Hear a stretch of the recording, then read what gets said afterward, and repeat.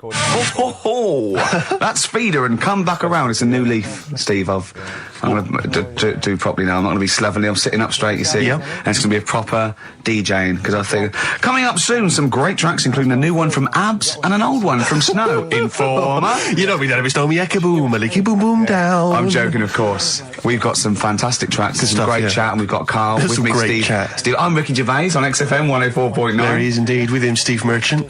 And Karl Pilkington, of course. Say hello, Karl. Alright. Yeah, nice. And you say you read... The beginning of a radio show is very much your wares, your shop window, laying out your stall. I don't think you could choose a better track than The Only Ones, Another Girl on Another Planet. I'd love to hear it. One of my favourite intros, that. Amazing. Oh, that was dangerous, because I once heard on Capital Radio, this has got to be the greatest rock intro of all time, and they played Money for Nothing by Dire Straits. Brilliant. Yeah, I can just imagine them putting their head down. I remember a friend of mine, when I was at school, he just bought a car, and he took me outside to show off the stereo system, Money for Nothing. He just played that. I've never heard the song before. Just played that for its entire 4 or 5 minute duration. It is a good song for the sound system. Yeah, it's a good song for showing off intros and sound systems. Exactly. Yeah. You said you were driving along earlier. You saw someone. Yeah, it was one of those zooped up sort of sporty saloons. Nice. You know, the big like a Mondale or something, big, and it was blaring out, and the bloke in it was sort of like, I could tell he was 24, but already going bald. Yeah. From like obviously his estate agency job, not jail. But he's made a bit of money, and the stereo system was ridiculous. I mean, so loud, and it was going through Covent Garden. He was playing Snow in Informer. Do people remember Informer by Snow? It was a big tune in my I don't know. It's great. Yeah, I always enjoy it. Can I bring that in next week? Can we play Snow next week? Well, you can play a tiny little bit. Tiny little bit of Snow. Yeah. Informer. Do you remember Snow, Karl? Yeah, you loved it. Yeah, big tune. Yeah, loved it. Oh, did you? Big tune from the 90s. Happy song, Rick, you were saying that you've turned over a new leaf. Yeah, yeah. Is that in all aspects of your life, or is that just in your broadcasting career? Because the reason I bring that up is because, do you want to describe what you were eating just now when we came in? Because you're a 40-year-old man, you've put on a little bit of weight, so presumably you're watching what you eat. Well, no, but it sounded exotic. I went into a cafe and they didn't have a cheese sandwich. Right. And can I describe what it looked like to me? Right, it looked to me like a big slab of cheese. You just got them to just cut off a big block of cheese, like the size of a CD case. One of those double albums, right, of cheese, right? And just lightly melt that for me so it drips over my hand and it gets really greasy in the bag. But just lay some strips of bacon on the top. Yeah, but listen, you've embarrassed yourself. What it was? No, it's a croque monsieur, so it's French. It's a what? A croque monsieur. A croque monsieur. Yeah, and so I thought, I've never heard of a croque You're having a see, you've embarrassed yourself. Is that how it's pronounced, or is it croque monsieur? Live with it. Oh! Hey? You didn't expect me to be bringing out the French. Eh? Tu aimes la musique pop? Oui, je t'aime la musique pop. Le plume de ma tante. Où est le syndicat d'initiative? That means my aunt's pen. So what was it then? It was a croque. Yeah, and it was just too greasy. It was just too, and it was all wobbly. I like toast, like it to be crisp. Sure. That's the thing with like, what? This is rubbish. Play Coldplay. Back to form there, Oasis, and Little by Little. This is XFM 104.9. I'm Ricky Gervais. Who are you? My name's Steve Merchant. Good to see you. Thanks. With us, the producer in the studio is Karl Pilkington, and he'll be doing the buttons. Yeah. You made a good effort there, but once again, got bored. Words are your enemy, Rick, and they defeated you once again. Yes, right out of steam with the sentences. Every week I think, well, I'm really going to make an effort now. I've chosen some records. Yeah. That's it. That's as far as it goes, isn't it? Yeah. Maybe you should write out what you're going to say at the top of the show. Write that out. Get a nice big crayon. I like to keep a little bit of, you know... A little bit of something, a little bit of spark, a little bit of liveliness to it. Sure. How are you? Good to see you. Yeah, it's great. It's great to... it's great to be out of the house again.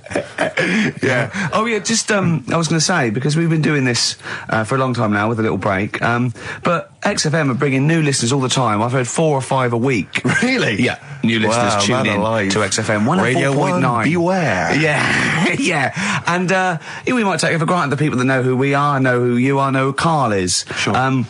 Now, if you're a regular, then you know exactly who we are. But for those of you who don't, I'm Ricky Gervais. Ricky Gervais, a BAFTA award-winning actor and writer. Steve Merchant, all those. A friend of yours. Yeah, yeah. And this is the important thing: Karl Pilkington. Absolutely. Our producer. I say producer. He was the bloke who was lumbered with a job. When I said, listen, I used to run the desk in the old days. When I was like, I used to press the buttons and run the desk and everything. And now I said, listen, I've been on the telly. I do not press my own buttons. And Karl said, well, I don't really work weekends. And they went, well, you do if you want to keep your job. Absolutely. And we were lumbered with him. And then we discovered that he's not just a little dork, a little manky sort of idiot. Sure. He's got nice shirt. He's got, you know what I mean? He's got something else. He's got a He brings another dimension, yeah. Yeah, and he started having a little chat, and we discovered that he had quite a lot to say. Well, I think you're absolutely right, and I think I was wondering we should maybe play another tune, but after that, I just think we should re-familiarise our radio audience with Karl, and any new listeners, just somehow kind of let them get to know the real Karl again. Well, if you are new, you'll find that we like some old songs, some new songs, some chit-chat. We get serious sometimes, there's some tears and some laughter. Yeah. We kicked off with Oasis' new one, Little by Little. We're going to go back in time now to Iggy Pop and his Stooges with I'm Bored. Coldplay and In My Place on XFM 104.9. I'm Ricky Gervais. With me, Steve Merchant. Hello Steve, there. Lovely to be here. Yeah. Karl Pilkington there, pressing the buttons. Great to be here. Yeah. How long can you maintain it? I'm bored already. Yeah, already bored of doing Bored already. Every week you start it the same way. Yeah. That was not bad though. You actually grammatically made sense, which is really impressive. Yeah. Thanks very much. A rare treat indeed from Ricky Gervais. Some of the listeners have already worked out. Got nothing to say at all. Sure. Haven't prepared again. No. We did come in half hour early to prepare, but instead me and Karl were playing. You had to flick the football into the bin. Right. We had 5 goes each, or the world was going to end. Okay. And that took up. That took up a good 25 minutes. Yeah, I liked it when we came back, and then we started just trying to beat each other in the corridor, and I beat him. I scored a goal. He was gutted because he thought he fancied himself at football, and I beat him. And I was knackered and sweating. Yeah. As I walked back to you about 5 minutes ago, you were looking at the records. You went, and this was lovely, you went, well, we've done the preparation then. Yeah. Like a sarcastic teacher. Yeah, like a teenager, like an annoyed teenager whose parents have embarrassed him once again. And you beat Karl, did you? Yeah. Because you're not... Yeah. I mean, you're not particularly... I'm not good at football, Well, no. you're not particularly nimble on your feet. Oh, come on. No, you're not. Douglas Bader is more nimble. I'm alright, But Karl's sort of, I think he's got more skills than me, but he hasn't got the aggression and the weight. Yeah. So I just pushed him aside. Yeah, good work. Yeah. Good work. I'm going on holiday. Are you? Yeah, I'm not here next week. What are you going to do, Karl? Are you going to do the best of or something next week, aren't you? Yeah, that's what we've got to sort out. Well, I can't sort it out. I've got to go to the airport. No, straight after the show you've got to do some links. No, I'm not doing any links. I said I wouldn't, so... That's what we planned. No, we didn't. I said I'd do some during the show, and then I thought you were joking. I honestly can't do it today, so we do some during the show. What are you going to do? Just put the shows that we've done in this year? Sorry, guys. I hate to interrupt. This is the sort of stuff we should have been discussing when you were playing football. I know. Play record. What are you going to play? Let's have a bit of Foo Fighters. Okay. Let's just discuss this off there. Okay. 104.9 XFM. You alright? This is Karl, producer of Ricky Gervais and Steve Merchant. They're not about today. Ricky's on holiday. Steve couldn't be bothered. So I'm left here with all the DATs. That's a digital audio tape of all the shows they've done since they've been here over the last, I don't know, year and a half or something. So we'll play you some of the best bits. Alright, so here's the first bit. I just wish we could maybe tape the bits we're not on air, just because that's when Karl comes into his own. Yeah. He just said to me, I don't know what I was doing, I was sort of like pottering around, dancing around, doing something annoying probably, and he just looked at me, I don't know, and he was looking at me, and I looked back, and he went, have you ever used a Y-front properly? Genius. It's a great question, because the answer's definitely no. Definitely no. Does anyone use their Y-front properly? And by that, I mean, get your winky out of the little sort of slot provided, as opposed to like put it to one side or pull them down or whatever. Has anyone used a Y-front properly? I don't think I've ever done it. I don't think I've ever done it. I've never seen anyone in a toilet doing it, Rick. You should be looking. I wish I hadn't said that. I caught you. Really? Yeah. That's actually how you prove people are gay. Yeah. Get them into this conversation. Yeah. Yeah, it's a trap. Yeah, it's a trap. It was the trap. Yeah. I'm not gay, by the way. Yeah. You didn't prove I was gay. I double bluffed you. Yeah. As I knew the old gay trick. I thought it was the old gay lord say no thing. That is another method. Yeah, there's innumerable methods of doing it. That's how Oscar Wilde was caught. Yeah. Yeah. What happened there? Well, the judge went to him, did you see that film last night? Gaylord say no, and he went no, and they went take him away. Yeah. Take him down to the cells. Yeah, take him to Reading. It is true. Well, it originated in America. Yeah. So many of these things do. It's Yeah. a brilliant point, Carl. I'd like to hear from anyone listening who's, and I mean, well, they'll just lie, wouldn't they, I suppose? Yeah. I don't even use sort of flies. No? Usually. I sort of pull my wife on, my sort of tracksuit. So that's why I wear sort of like elasticated waistbands all the time. Exactly. Just sort Speed. of like... Yeah. Yeah, you got to get in there with the minimum of effort. Yeah, and out. Sure. Often I won't shake. No, oh no. To my detriment, because it often leaks out a little bit later, doesn't it? Ever been out on a date with a girl where it's just trickled down your leg and you wish it hadn't, and you're thinking, what if she gets my trousers off later? She might smell it or see it. What? What? I don't know. I don't know what I said there. Right. Feeder, come back around on XFM 104.9. You're listening to Ricky Gervais. Yeah, I'm with him as well, Steve Merchant. I was thinking of dropping that. What? Thinking of dropping that, just going, because it's just two, that's all that. I'm Ricky Gervais, with me Stephen Merchant and Karl Pilkington too. I mean, get to the music, so it's, hi, I'm Ricky Gervais, this is XFM. Sure. Here's Radiohead. Yeah. So like, don't come out, that was Radio at XFM, I'm Ricky Gervais. Tony Blair, what's he all about? Yeah. That sort of, snappier. Fast, because I quite, on a serious note, and you've always been saying it, I listened to an old show, because when Karl was compiling those things, I listened to an old show, and I listened to me, and I'm really concentrating now, because I sounded like the most inarticulate, brain-damaged older drunk I have ever heard giving a show. Yeah. I mean, I was shocked. Not finishing sentences, leaving out words, slurring, just doing noises that you understand because you know me. Yeah. So I'm really going to make an effort for the listener. Yeah, it's not going to happen, is it? You're going to give up after about 3 But I thought records. you were joking. And I thought it was like, oh, he's taking it there. Did it then, you see? Again, I don't quite know what that sentence meant. No, but... Well, of course, I've got also your body language and your facial gestures, but obviously the listeners have got nothing else. They've just got the voice. They've just got the voice for it. That's all they've got. That's all they can rely on. Yeah. And when Karl Pilkington is the man holding the show together... When he's the that's most quite damning. articulate. Exactly. Exactly. How did I come across? You came across as lovely. I mean, I did an interview yesterday, right? And I was trying to describe you to this journalist, and I was going, it's like a cat can talk. Because the things you say, I just want to know what your world is. You know, when a cat comes in, you go, where have you been? And it looks as you're like, you know, it can nearly understand you. And you're like, oh, I wonder, I'd love to know what that cat thinks. And with you, it's almost like we've got one. Yeah. Yeah. Did you like that? You can also lick your own testicles, I think, can you? So, yeah. Did you play the Doves? And Envy on XFM 104.9. I'm Ricky Gervais, with me Steve Merchant. Absolutely, yeah, hello. That clang you heard there isn't Karl. No. Karl's away. It's Sturgis. Claire Sturgis is here. Yeah. You'll know her from the Claire Sturgis show, but we know her from our early days on XFM, Yeah. and, you know, we're good friends. It's sort of like old times, isn't it? And Karl is had a little surprise birthday present. What's the story with this, Claire? Because I don't know Well, about this. do you know, I came in on Monday expecting to see his little smiley face, as usual, and it's always not here. Yeah. What do you mean? So, apparently his girlfriend had surprised him and dragged him off to the Caribbean for a week. Wow. No, Canaries, isn't it? Oh, I mean, I don't know. He likes the Caribbean. He likes the crabs. Yes. Yeah. I thought he was bored of the Caribbean. I thought he didn't enjoy it last time. No, he loved it, didn't he? No, I don't think he did enjoy No, the it's crabs. Tunisia he didn't like. Right. He's been travelling, hasn't he? I know, yeah. He gets He about. didn't like Tunisia because there's flies the size of matchboxes. Of course. And, and midgets in the kitchen. No, there's nothing wrong with that. Yeah. Midges or midgets?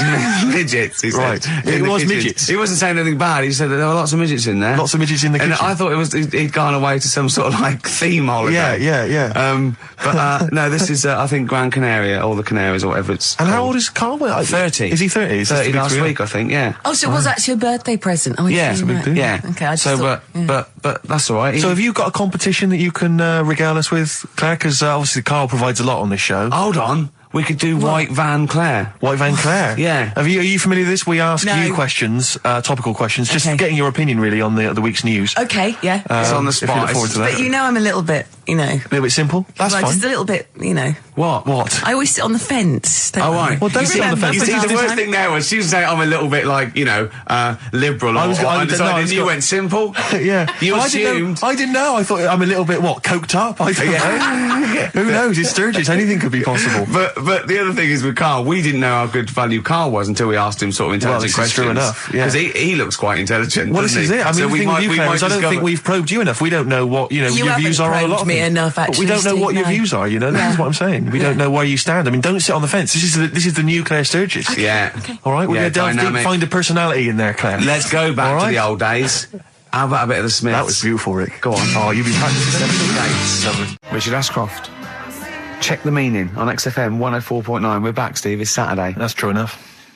Steve Merchant, that is. Hello there. I'm Ricky Gervais, obviously. Hello there. Carl's still away. Claire Sturgis is back. That's Hello. absolutely true. Yeah. Hello there, Claire. Nice to see you. I think a lot of people were hoping that Carl will be back this week, but we're pleased to have you. No, they were, actually. I did get some emails during the week. Really? Saying what? Just saying it's really nice to, hear you again on the Saturday afternoon. It's nice, and but you're not really very funny. And when's Carl coming back? You know? So it's sort of being Sure nice it wasn't to to me. us? No, it was definitely Because they think that as well. directed to me. But no one can compete with Carl. They can't. Well, we used to sort of like come in and when we discovered Carl early on, we just thought this is comedy gold. Just let him speak his mind. But then we started thinking, oh, we can't follow him now. Yeah. So I remember Steve going, look, we've got to come up with some We stuff. need to chat. If anything we've got to say to each other, we've got to say that in the first 20 minutes, and then you just unleash Carl. Yeah, And he's because like it's just you can't follow him, and he's off on one. And they have stories of upbringings with bizarre creatures that lived in Manchester that were half human, half bat and frog and things. I'd love to take him back to Manchester in some kind of TV documentary. You know, when Carl went home and just wandered back, maybe try and find the amphibian twins or whatever those people were. They with weren't. the- So there was two boys, both had big heads and webbed feet. They weren't related. They didn't hang around with each other. That was all the information we had. I went, why not? He went, that would have been too obvious. Yeah. Like they look at each other across a room and go, yeah, you think I'm coming to see you just because we're similar species? Yeah. You're mistaken, mate. You make your own friends. One starts to walk over, the other one shakes his head and just mouths too obvious. Yeah. Don't do it. Too Out obvious. of one of his mouths. Yeah, that's what they're expecting. Yeah, Don't do it. Don't do it, Webby. Yeah, but anyway, he'll be back shortly, I'm sure. He phoned me. His dad's ill. His dad's in hospital, so Carl went back to sort of look after his mum. And he was so sweet. He said, "I'm back. I'll just drive my mum around." He said, so unbegrudgingly. He just went, "It's like old times." And I said, "Oh, sorry to hear that." And he went, "That's all right, yeah." I think it's going to be fine. And I said, "How was your holiday?" He went, "Yeah, it was good. Except it were a nudist beach, so didn't tell me." Of course it was. I went, "What do you mean?" He went, "Well, sitting on the... I don't know why they have to do it. I don't know why they have to do it. Why do they have to do it?" He went, "Suzanne said they think there's nothing wrong with it, like being a transvestite." Right? I went, "I love the fact that your girlfriend has to tell you what's wrong and right in the world." And he went, "Well, we're walking along the beach, fella coming towards us with knob out." I went, "Oh, what's going on here?" Right? And he said, and because it wasn't all nude, he's walking round, he's stark naked, and he wants the freedom of that, but he's got a big rucksack on his back with his clothes on just to get changed. He went, "So what's the point in that?" Right? And I went, "He should just carry the book." He went, "What, and covered it up?" When he went, "Oh yeah, good idea." See? He went, "But I wasn't happy." He says, and that was the first day, so we didn't go there again. I can just imagine his little face. Yeah, just going, "All right, Gobsmacked. That's out, Yeah. that's out. What's that doing out? Why has he got his out?" I imagine Carl sort of dressed in a suit, in a sort of safari suit, done right up with a cravat. I'm not undressing. I don't want people seeing the flesh. That's for you, love, and no one else. But I love the fact that it's going and goes, "Carl, they don't think there's anything wrong with it. They're just happy that way." and he in his own mind just goes, "Like being a transvestite." He knows there's nothing wrong with that. I'm always a little bit suspect about people who like walking around nude. I all think the you meant time. transvestite. No, nudists. What? Hold on. Can you Well, if you wanna can get me you be a started on naked transvestite? What are you then? Yeah, I suppose you're a... When Eddie Izzard's naked, is he a naked transvestite? That's an 'Cause the interesting clue is- metaphysical question. Yeah. Yeah. On XFM 104.9. If you know the answer to that metaphysical question, or indeed any of the famous ones, if a tree falls in a forest and no one hears it, has it fallen over?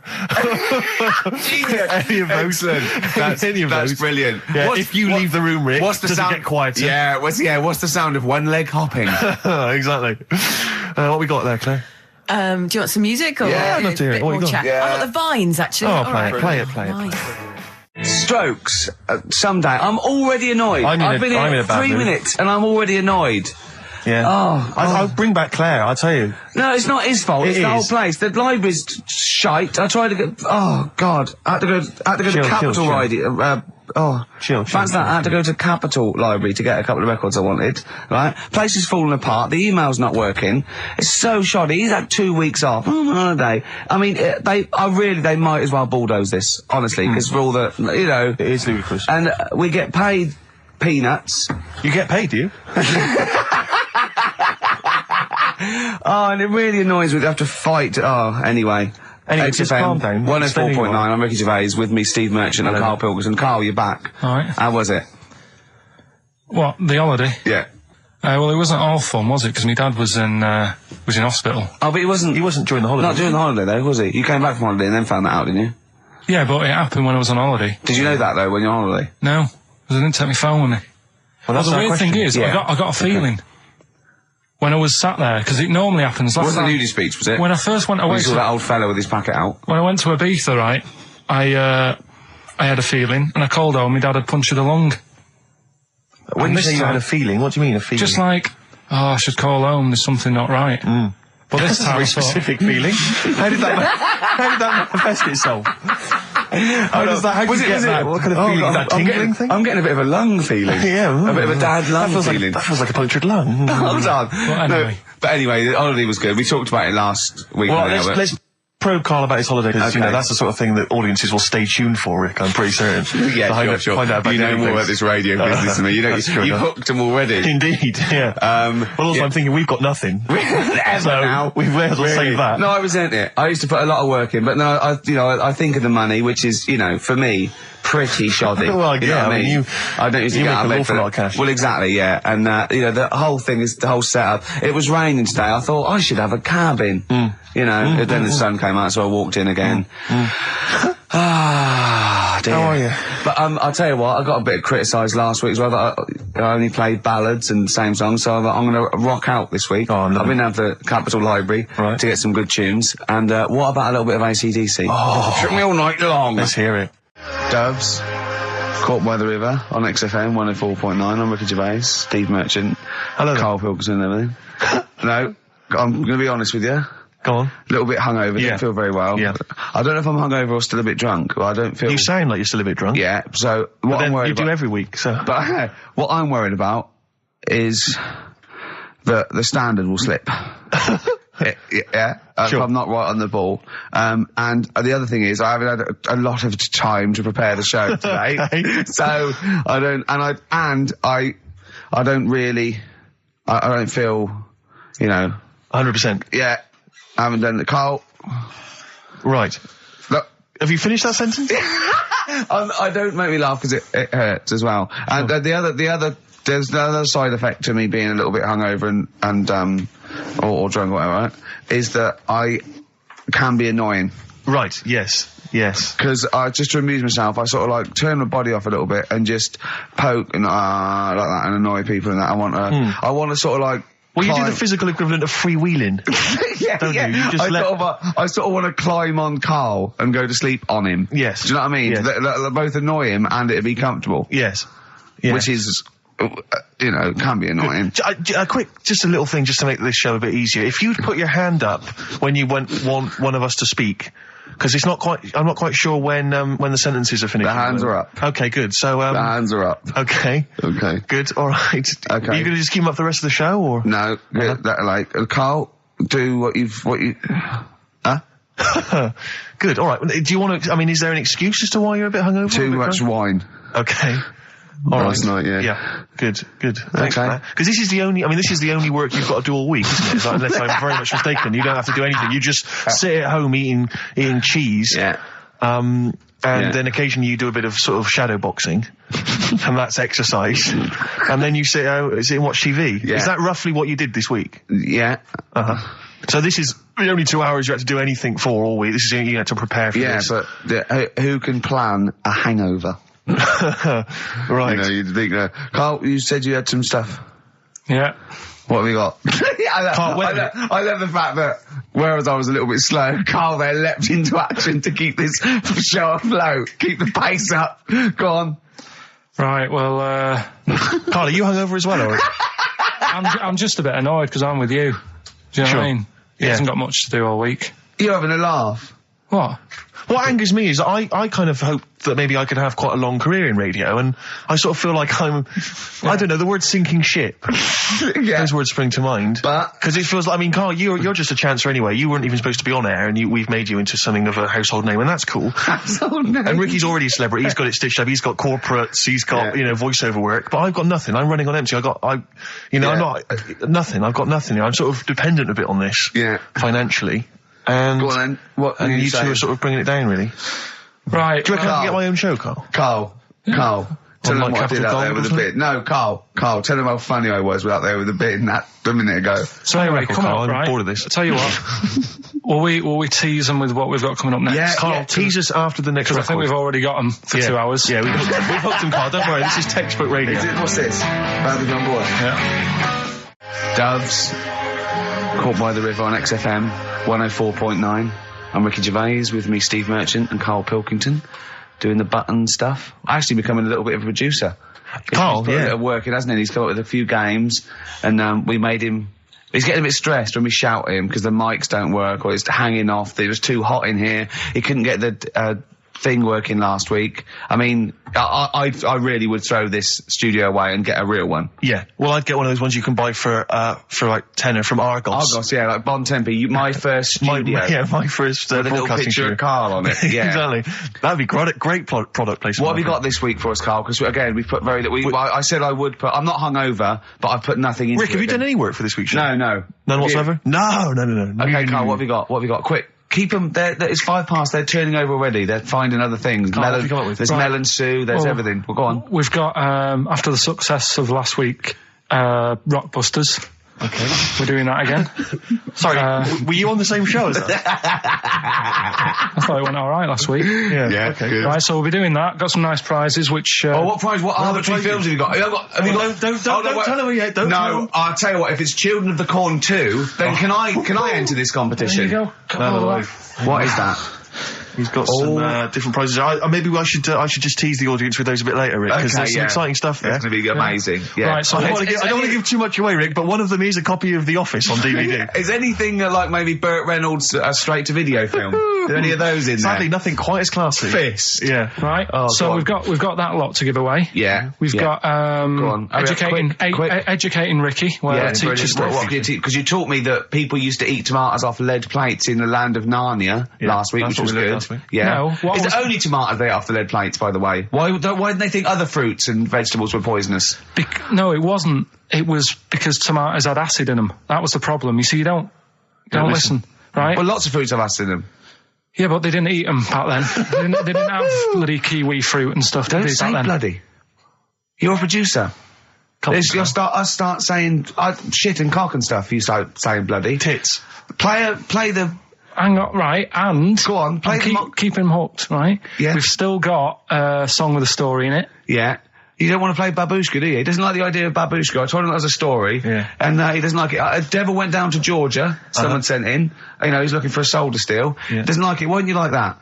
Do you know the song? Not particularly. Right, it's a song about a lad who goes into a pub on a normal night.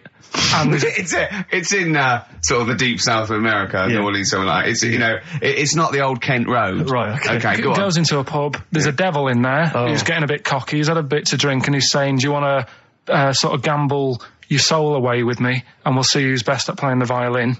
Yeah. And I think the lad wins in the end, but it's not real enough. Whereas the one... Oh.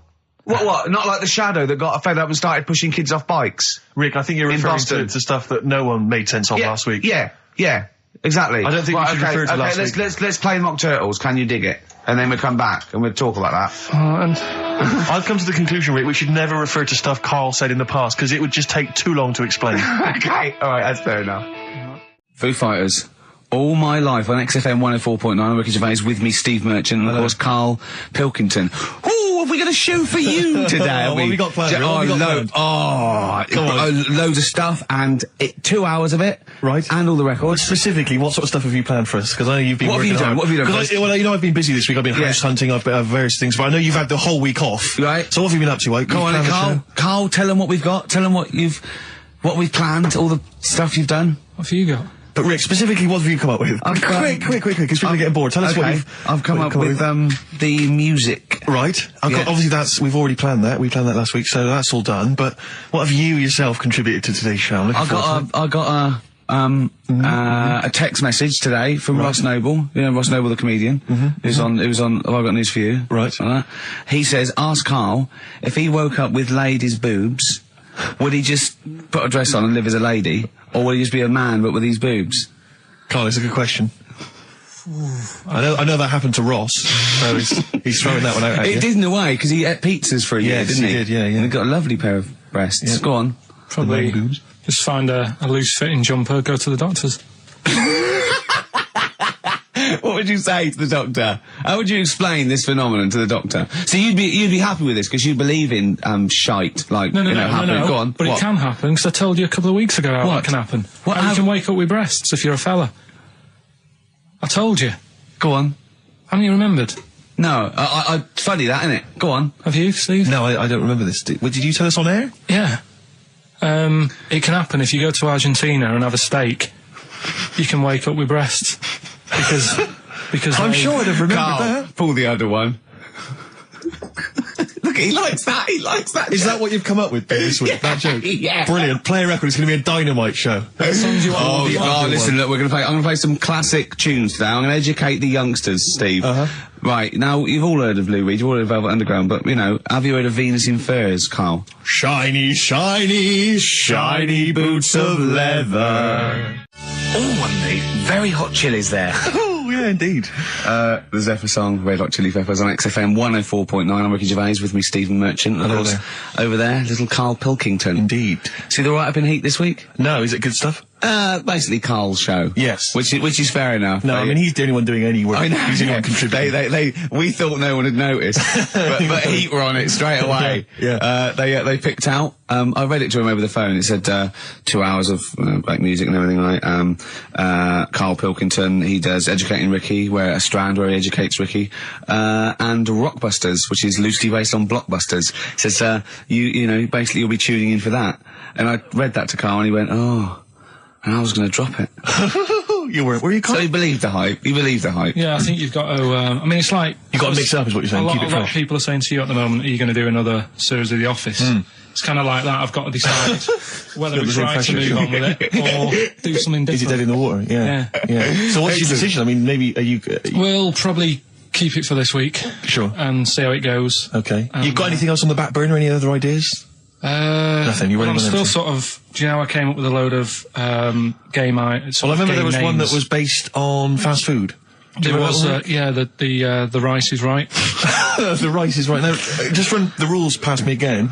We had to identify whether it was a Chinese meal, rice or steamed rice. Well, either. Actually, it was a Chinese restaurant or an Indian restaurant. But is it true that you played this at home with your girlfriend and it was clear you could always tell which was which? Because one had an Indian sounding name and the other was Chinese sounding. No, it did work once. I managed to pick some sort of duck dish that sounded a bit Indian. Right. But then it wasn't Bombay duck, was it? Which is actually a piece of fish. You don't know.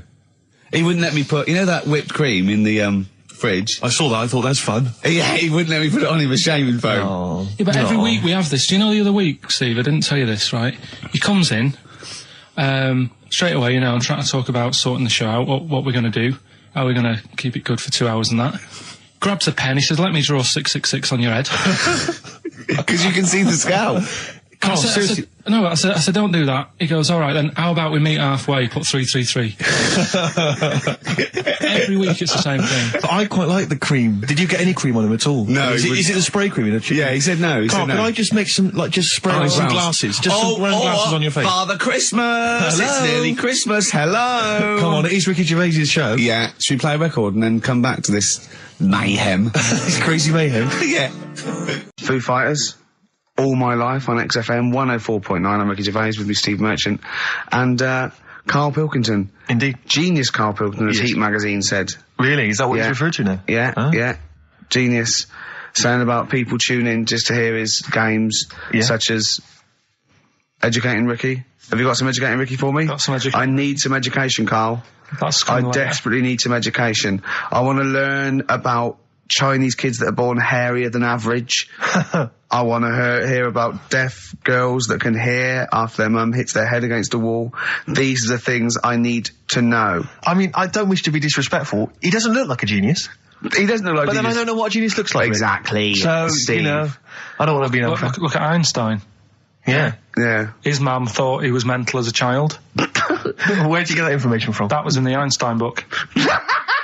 Well, it was in the Einstein book, then it's presumably true. Which Einstein book is that? His Theory of Relativity? The big book of Einstein stuff. Oh, yeah. Yeah, the big bumper book of Einstein stuff. It's for a coach trip, and you have to fill in E equals MC1 squared, 2 fish, or 3 hello, and then it's multiple choice, and you fill it. It's great. It's Did his mum think, A, he was a genius, B, mental?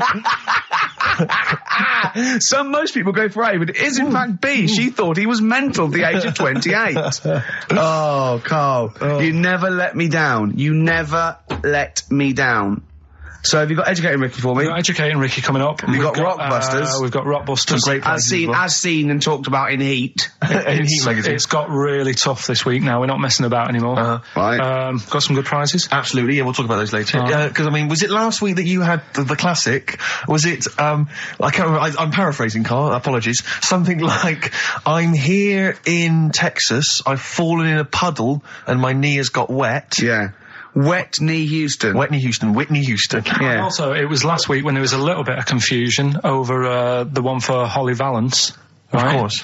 I I don't think it was confusion, I think it was your error. Yeah. No, it wasn't. And it was Holy Valance, and you meant Pelmet. Then Becky, who called up that time and said, if you're getting mistaken with Pelmet, right, she sent me an email in a week saying, I've done a bit of research. Yeah. It was my fault. I've made an error. Yeah. It is a Valance. Okay. And I know about Valances. As I told you last week, at the very end, my auntie loves them. Yeah. Right? She makes them. She started off just like putting them on top of the sort of window around the curtain.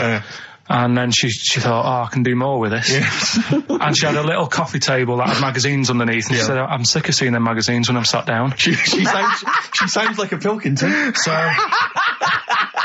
I'm sick of seeing them magazines when I sit down. So she put a Valance around the table. She just got Valances around everything now. Yeah. Then, next step, she tapes everything. She never actually watches telly. She tapes it all because she gets sick of listening to the adverts and that. Yeah. So she tapes everything. So she's got loads of videotapes and that. And the video used to get on her nerves. When she was watching a film, she'd see the clock changing. And it distracted her from the film. So she put a Valance around that. Yeah. That's genius. Yeah. So, that is or is it mental? Only Mrs. Einstein can tell. I don't know. She's even made a little Jack Russell look like a hovercraft. Yeah. It's great. So everything's got a Valance. If you go round and you stand still for too long, the chances are she'll put a Valance around your head. Yeah. This is this is Auntie who? Auntie Nora. And this is the one that farted for 5 minutes. She did. Lest our listeners forget. Lest we farted forget. for 5 minutes, called his mum, saying I'm farting. 2 minutes into the fart. She said about 2.5 minutes in. Yeah. God. She said I'm about 2.5 minutes into the my fart. mum said, how long's it been going on for? She said, well, it was about 2.5 minutes before I called you. Yeah. And then it went on for a further 2.5 minutes or something. And then it stopped. And, She couldn't time it because there was a Valance over the clock. Yeah, she used to couldn't annoy time her when it, she was on the phone and you put her off seeing the So time. she was guessing it was 5 minutes. This was one consistent fart. yeah. I mean, it wasn't making a noise. It was just... Oh, it wasn't making a noise. Just gas. Right. Endless gas. So, there you That's go. fantastic. Well, we started off with a new one, a little bit of Foo Fighters. We like new and old on this show, don't Indeed, we like to mix it up. I'd like to play this to the Smiths from their debut album, I Don't Owe You Anything. Red Hot Chili Peppers on XFM 104.9. I'm Ricky Gervais, with me Steve Merchant. Hello there. Karl Pilkington. All right. Don't be nervous. We might see a difference in Karl. He's a little bit shy. There's someone here from the BBC filming this, part of that celebrity boxing thing. The Fight, I think it's called, and they want to get a little clip of this, so we're going to let them film for a minute, and then they're going to go away. Is that all right, Karl? Yeah.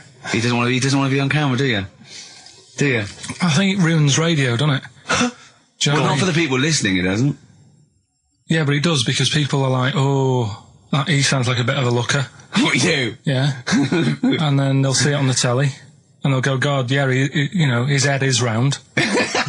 It is round, though, isn't it? So... Guess what? I got a call yesterday, you'll love this, Steve, from MTV. and they were wondering if they could screen test Karl. That's outrageous. I'm loving it, and I was going, yeah, and I said, yeah, it's fine. I'll come down with him, and I was saying, what about this and that, and they were loving it. I called him up, he went, oh no. I went, why not? He went, well, I'm looking at my reflection now in the mirror. He said, I shouldn't be on the telly. What would you wear for your screen test, Karl? What kind of look would you try and cultivate? Because you've got to bear in mind that the audience out there, they don't know what you look like. So, would you be a snappy dresser like, say, Jonathan Ross, or would you go for your kind of street cash look? Can't wear a suit. You can't wear a suit? Don't hold it well.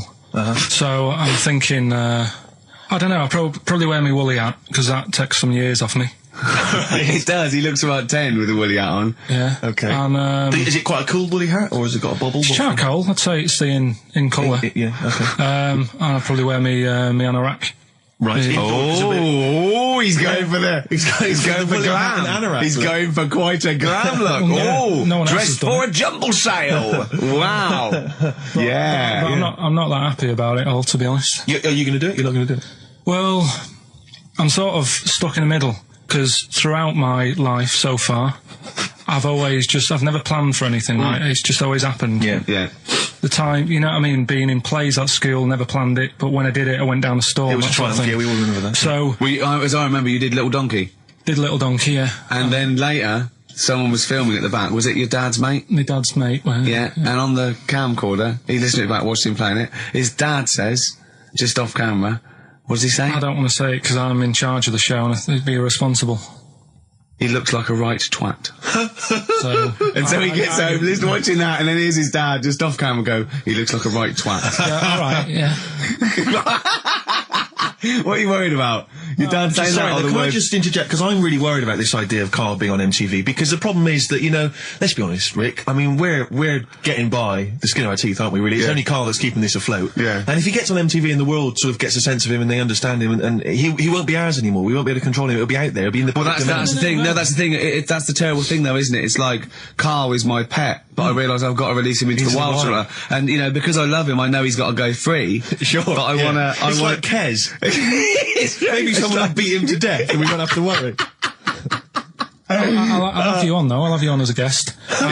Which gets me on to something we've got coming up today. Oh, yeah, he's got a new idea. Yeah. Right. Do you know, like, I've talked about ghosts, and we had that good discussion the other week walking to Piccadilly Circus Station, and I was telling you about ghosts, and you were saying, Karl, don't be an idiot, and all that. Spoke to a woman in the week, done a little interview with her. You've done a little interview? Done a little interview, 2 minutes or so, with a woman who's got ghosts in her house. So I look forward to hearing that later. That sounds brilliant. Coming up later. Well, I'm going to play a classic tune now. I've just gone straight for it. I've gone for the jugular. This is Ziggy Stardust by David Bowie. Oh yeah, the smooth indie sound of Richard Ashcroft. The Science of Silence on XFM 104.9.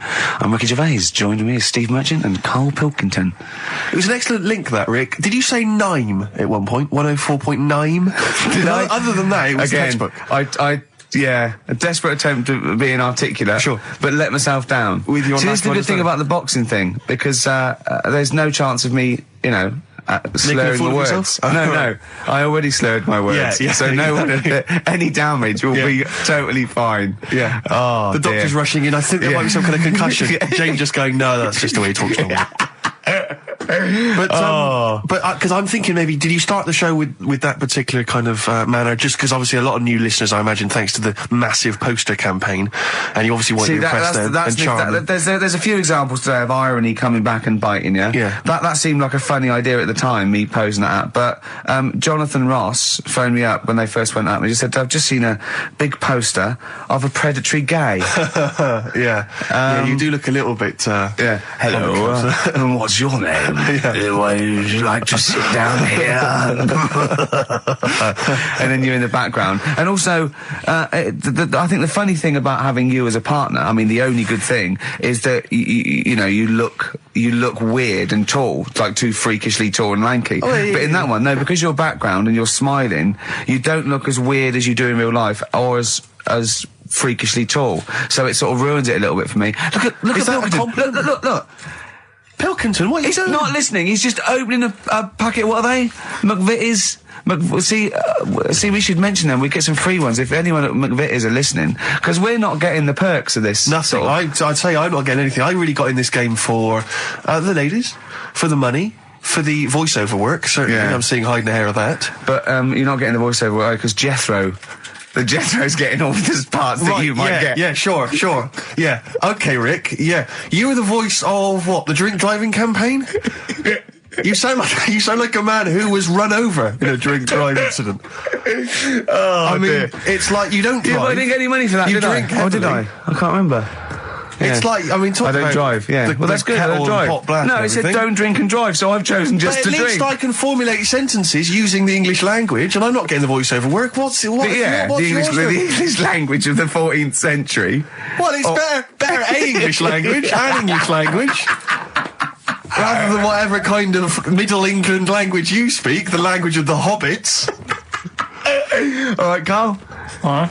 See, you're eating a Carl, biscuit. I can't believe it. Are you bored with this already? Do you know what? MTV called me last week. They called me again yesterday and said, when can they come down to do they're coming down next Saturday, by the way, to do a little screen test for you. They're going to sort of just film you with a little camcorder. You said this. They're going to film you. Are you alright? Do you want to, are you hungry? Do you want to go out and have a meal? I can't believe you're eating while I'm on air. No one can hear that. Do you know who I am? No one can hear that. Explain who I am. Well, that's Ricky Gervais, right? He's made his name on TV. Yeah. Okay, he's done any number of corporate gigs, and they pay silly money. So, Yeah. I mean, this guy's earning, and really earning beyond his talent. All right? So I think this I is, deserve a little bit more than a little mank eating a biscuit while I'm talking. Rick Gervais? Yeah. Have you won a BAFTA? Yeah, too. All right, so Yeah. just a little bit of respect. Yeah. Yeah. Carl, Well, what have you won? What have you won? I got a bronze certificate for doing a full week at school. That's great. It was only a bronze. What's that then? 3 out of 5 days. And I got me a little Crusaders badge, if you remember. What's the little what? Crusaders badge? The Crusaders badge for the religious club. So I was at the fella that you went and played You had to go ping and pong convert ball, so Muslims, then wanted did to you? talk to you about God. yeah, Yeah. You got a Crusaders badge, did you? yeah. That's why I where went. else you That's got a why I badge joined. from? That's why I joined. For the badge? I liked the little badge. Did 4 weeks, then packed it in. But we're talking about MTV, right? And I was feeling a bit nervous, wasn't I? About like the way I look. Right. And what have you. And then I watched a bit of Celebrity Big Brother and all the fuss that Mark Owen's getting, and he's not that good looking, is he? He's very. I want to be Mark Owen's mate. If anyone who knows Mark Owen or Mark Owen's listening, I want to be his mate. I think he's brilliant. I think he's a nice lad, but what I'm saying is, right, all the girls go mad over him. Yeah. And he's not that good looking, is he? Well, no, he's got to. It is in a certain way, isn't he? That sort of non-threatening. Yeah, but he's not stunning, is he? Do you know what I mean? No, but no. Well, what's your definition of a star? Yeah. Well, who do you like? someone who you look at and you go, God, they're good Which looking. bloke do you fancy? What bloke do you think's attractive then? So if I was into men, Yeah. in fact, you can still say a bloke's a good looker without fancying him. And that. Who do you think You is know what I mean? attractive? Probably. I mean, it depends what you're looking for. No, just look. Just look. You think there's different looks as well, Of course, isn't yeah. there? Who would you say was attractive? Who would you say was like stunning in your definition? A good-looking lad. Yeah. Good-looking lad. Oh, look at him over there. He's. Ooh. Do you find, Robbie Williams, do you find him attractive? Boy next door, look. No. Who do you? Carl, hurry up, because it's we've only got 2 hours. Probably. Do you know? I can't think of one offhand. Mark Owen is pretty good looking then, really. Well, there's not. Just name one bloke that you think's an attractive guy. There must be one bloke that you've either met or that you've seen in a pub Who do you or think on a is poster. attractive? Tell you what. Go on. Works here. Young Alex Zane. Alex! Well, we know Alex, maybe we can fix you up. Oh, I love you, Alex! You've got Richard Ashcroft, Science of Silence on XFM 104.9. I love that. Yes, correct. He's one of my favourite artists now. I just think, he's so, I don't know why he's not ballistic. He's got everything. He's like one of our best rock stars. I'm Ricky Gervais. Hello there. You're Steve Merchant. I am indeed. Karl Pilkington over there. Big day today. Really? Yeah, for Karl. He hasn't been looking forward to it. He's been whinging in the week. A couple of things. He thinks he's overworked. He thinks he's overworked here, and he's stressed, and he's got to do DIY. MTV are coming in right, to give him the chance of his a lifetime to do just a little screen test, and he's going, well, I'm not going to look good, am I? They're not going to have a why. He said, well, I've got a round head and I'll be wearing headphones. And he's not made an effort. He thinks, oh, they'll put him off. He said, they won't even press record. He's got a spot on his head. I mean, you know, also... Carl, you're not looking forward to it? You're not excited about it? It's a great opportunity. Why is it a great opportunity? To get on MTV? No, but It's money for old folk. Yeah, but look what's happened to people like Jeremy Speak, whatever his name is. And all Jeremy that. Spake, yeah. Yeah, and... yeah, slightly different. Why is it? Well... See? You're making it in the industry, and you've got something to give. He happened to be around when they were filming an airport. Well, Do you see the difference? All right, the other one then, who's on a boat. Same thing, although at least she had a skill. She had a skill, you know. She can sing, you know. Well, it's just... I think it can all go wrong. Do you know what I mean? Of course it can. So can sitting in your little room moaning about nothing happening in the world. You know, he wanted to stop educating Ricky because nothing happened. He said, look what happened last week. I scoured the net. He said, all I found was a dog in a car wash and a parrot and a vicar. Right? I'll tell you what, there ain't much more going on this week. Well, you're talking... listen, me and Steve, yesterday, we took a day off to prove you wrong, and we've come up with two of the most incredible things I told you about, and they're amazing. So there are things out there. Or but just go for truth. Go for truth and science and discovery. Fact is stranger than fiction. You don't have to revert to sort of like God and ghosts. I know, yeah. Do you know what I mean? But the funny thing is, you know, like... last couple of weeks I've been saying there's not much going on. Yeah. I found out when I was looking that there was a day in 1930, right? It was a Good Friday. There was no news. There was nothing going on. They had to put a music video on or something on the telly because there was nothing going on. Play a record. We're going to play some classic tracks today. This is Debaser. Pixies, Debaser. I was looking forward to playing that. Came and said, Carl, I'll play that. I was looking... he put it on.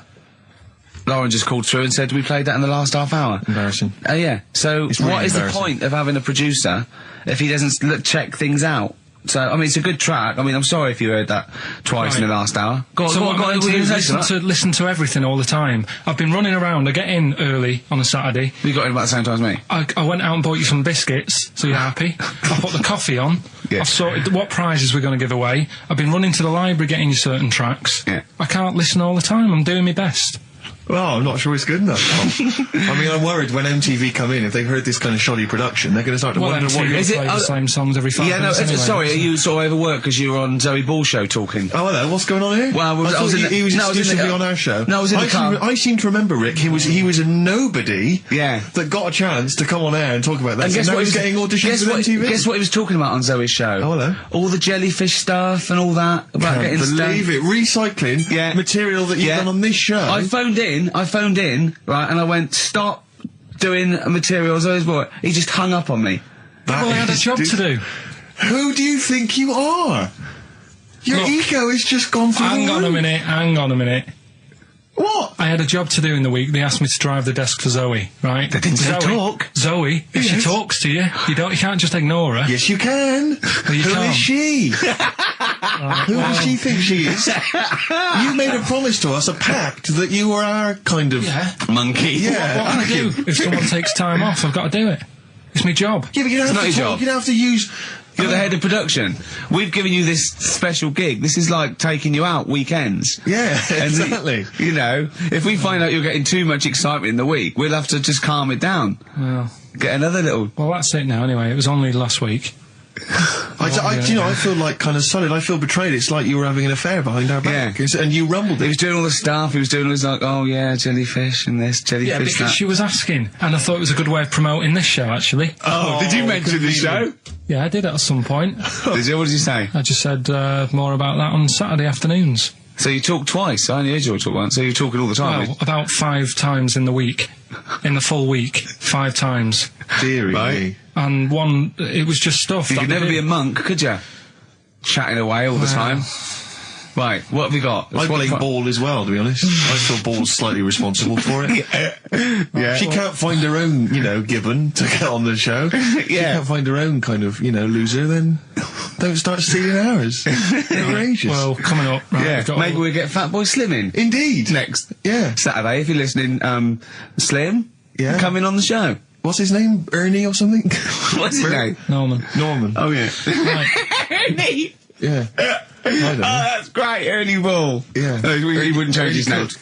That's it, yeah. That's great. Anyway, Go coming on. up today, we have got Educating Ricky. Right, Yeah. okay. Is this the last one? You've promised it might be. I believe there's a book out that might help me with this feature, so we'll see how it goes. I was thinking of new features in the week.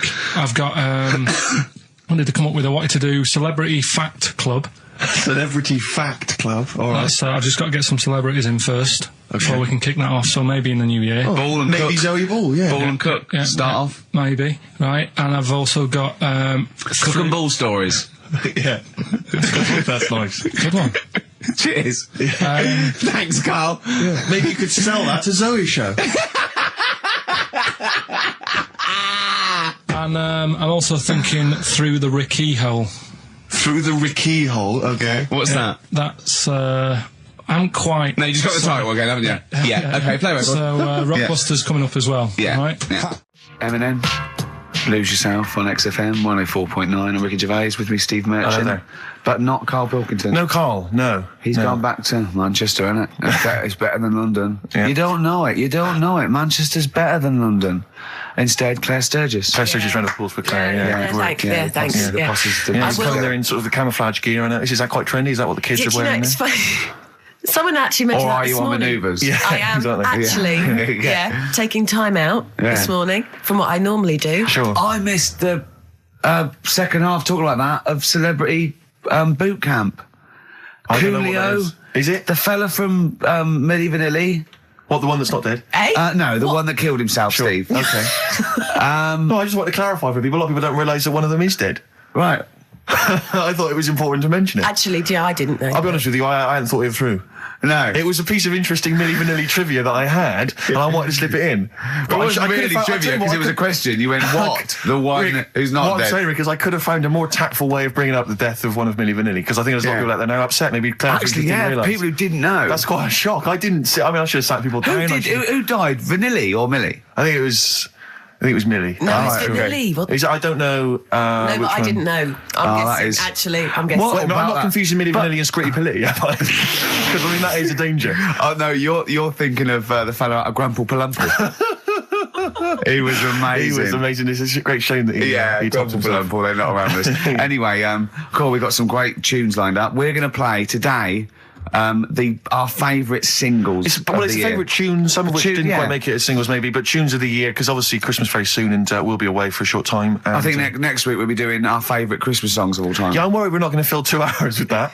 I mean, how many times can you play Shakin' Stevens before... Fairy Tale of New York. yeah, exactly. I mean, There that's it the is only again. one, isn't it, really? That's the best one. That's the best Christmas That one's song good, ever. but obviously there's Joni Mitchell's The River. That starts with a kind of Christmassy Beautiful, feel. beautiful. I don't think if there's anything else. Not great deal. The so waitresses, this is Christmas wrapping. that one? Is that Favourite of brilliant? mine. Is that good? Yeah. So this is Christmas. John Lennon. Paul McCartney came out with Simply Having a Wonderful Christmas Time. Christmas time, yeah, exactly. Yeah, but yeah. So John's was Happy Christmas War is over. Yeah. Of course it wasn't, but Hey, but I mean, at least he wanted no, to be. he was dreaming of it. He was dreaming of it. Yeah. That's, I mean, and, bless him. and to show how much I he don't. hated John war. Lennon's dead as well. I don't know if anyone's. Yeah, no, they do. Oh, yeah, know that's that. just another bit of I rock like and roll trivia. John's protest against war. He stayed in bed for a week. Yeah, I've been doing that. don't- I've been protesting against war for ages. Yeah, I'm yeah. eating hamburgers yeah, absolutely, against war. absolutely. I just go into Burger King on the way here. I went into the counter. But of course, that's not. I mean, not product placement there. And there's a number of other burger joints that people may wish to go to. If I they often go to choose. McDonald's. Yeah, I often go to exactly, McDonald's.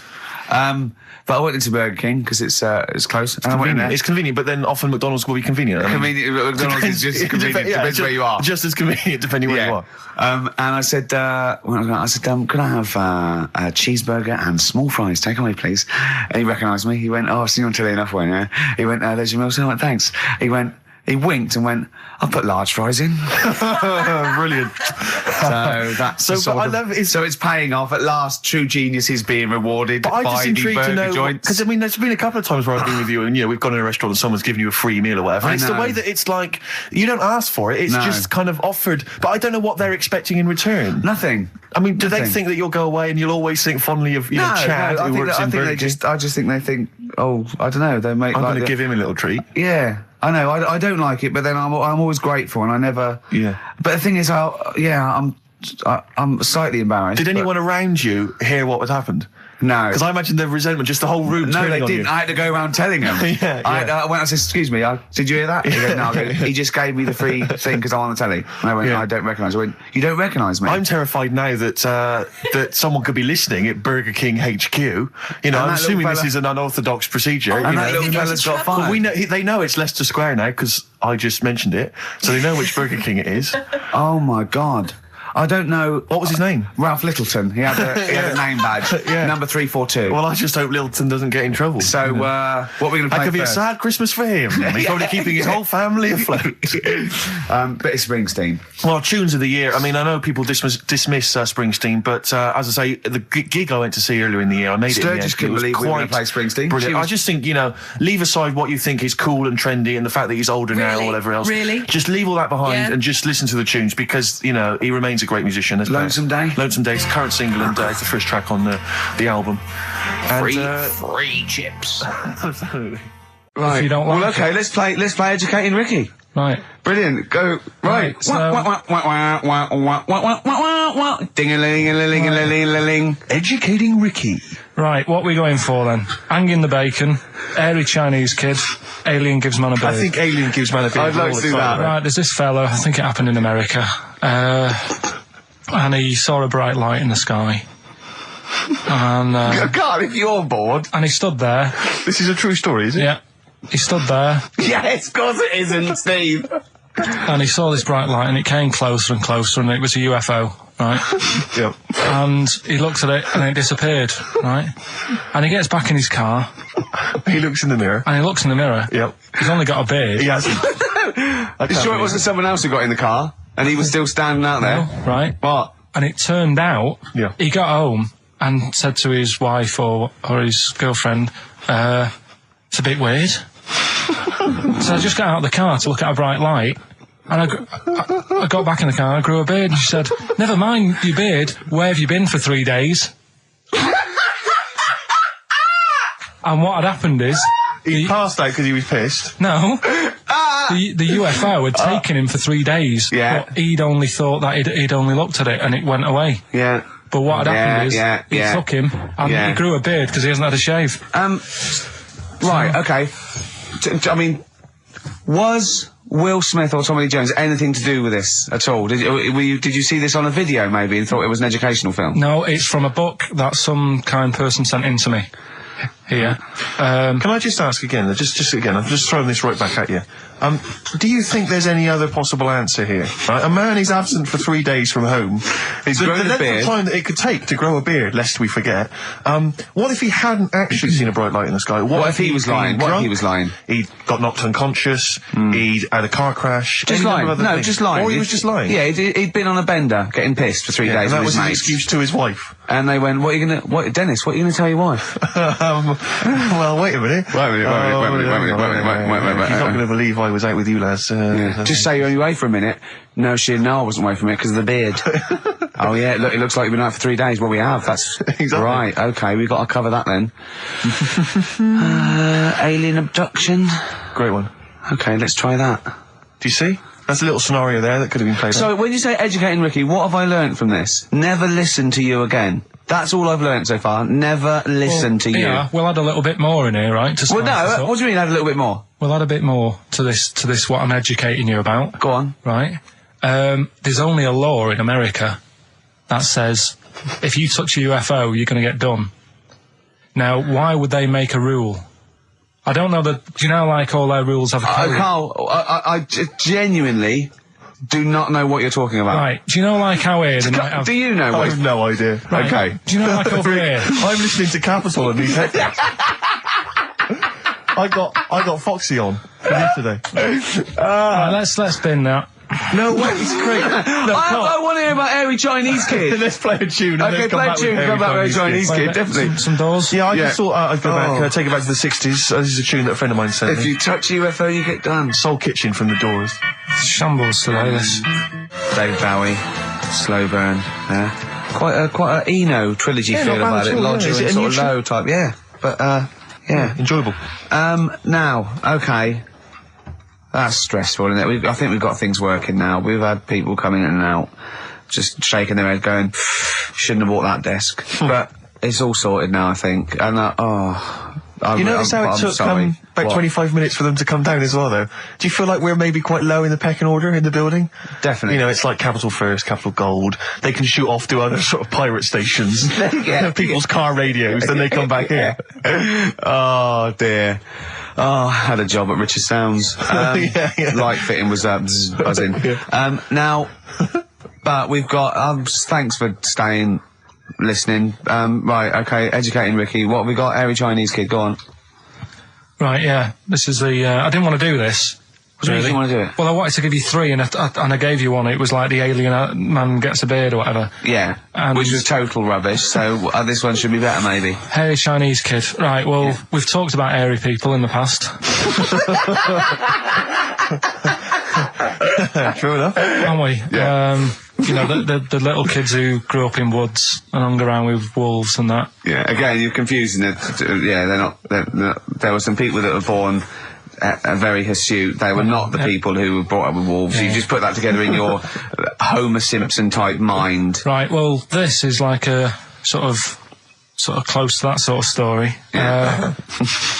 But the weird thing is, right, Chinese people aren't that hairy as a nation.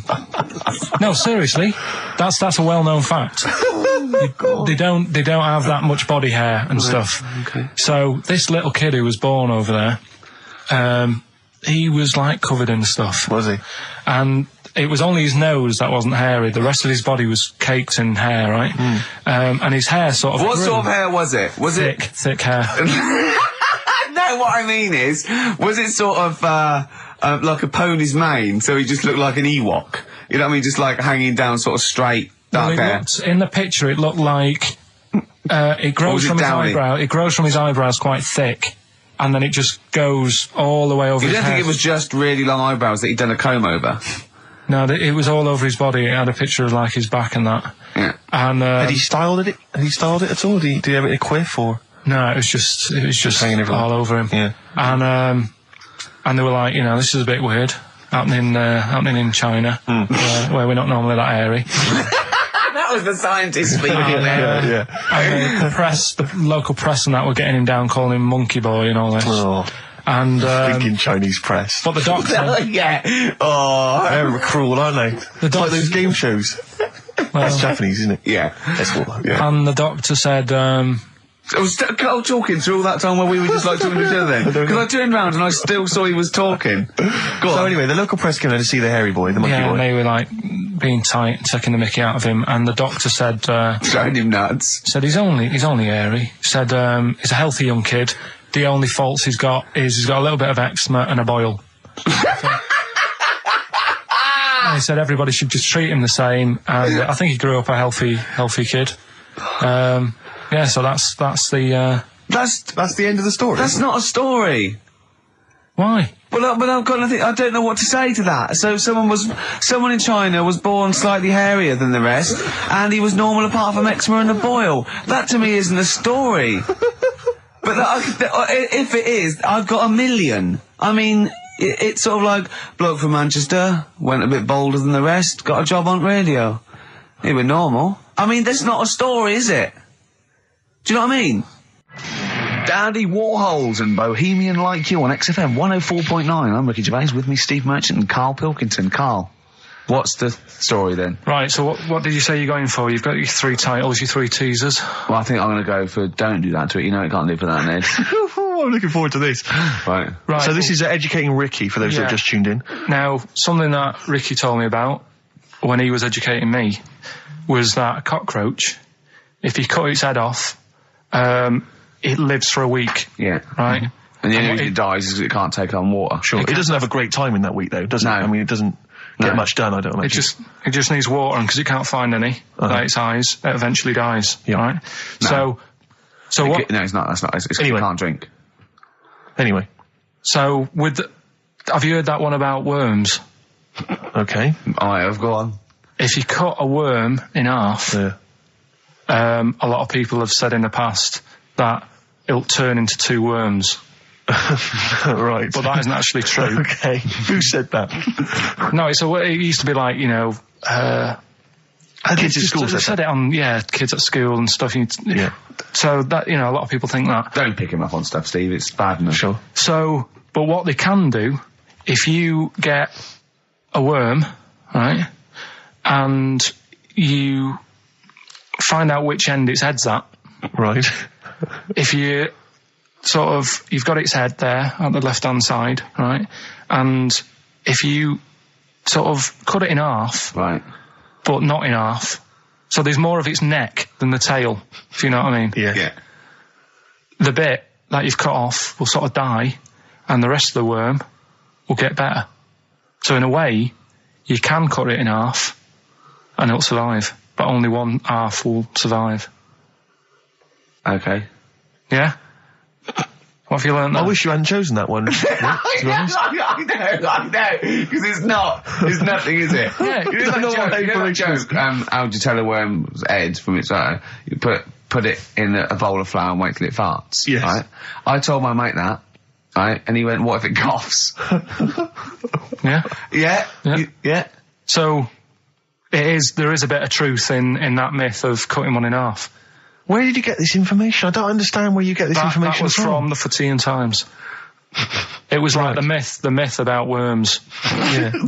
That was the big article that week. Did it take you as long to read that article as it took you to tell us just then? I like the fact that it starts off debunking a myth that we hadn't heard of anyway. Exactly. You know the big thing about cutting a worm in half and making two worms? No.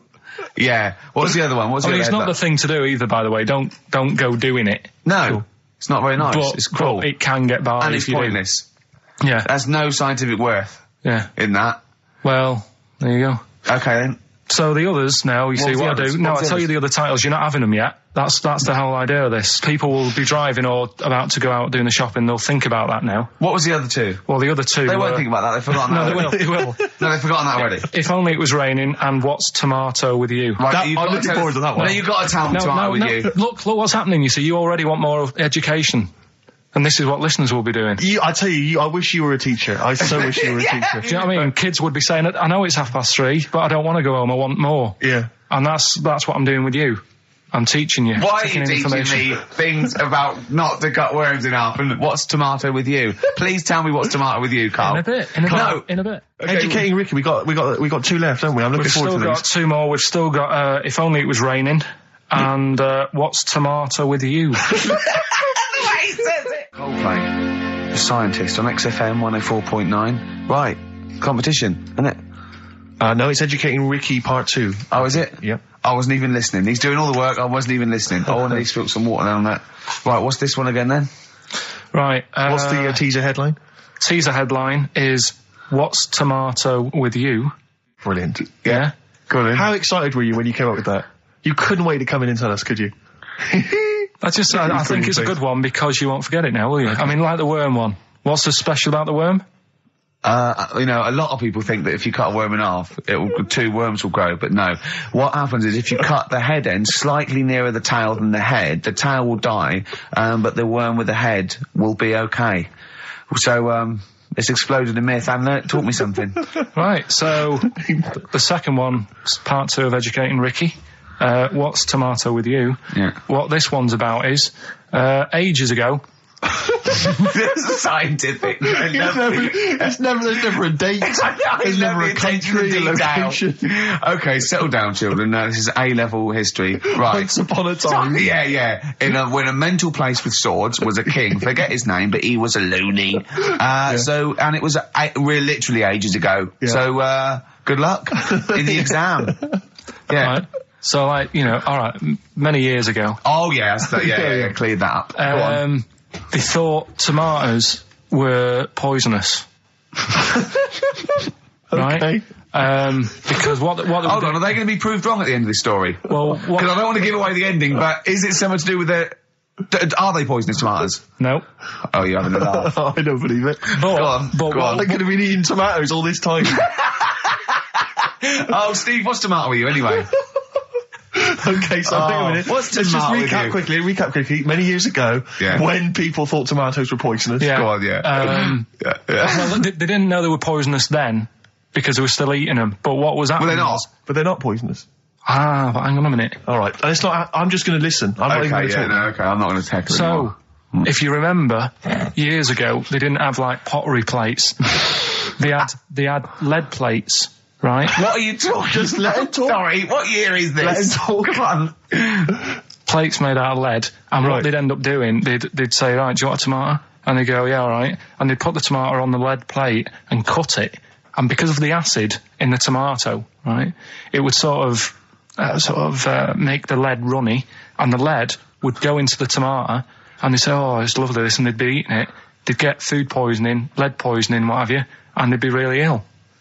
So they thought tomatoes were poisonous, so they didn't eat them for many years. And when then you say someone they, said, do you this mean didn't the people happen. of Narnia? Yeah, this didn't happen. Where was Carl. this happening? Sort of in Britain and that.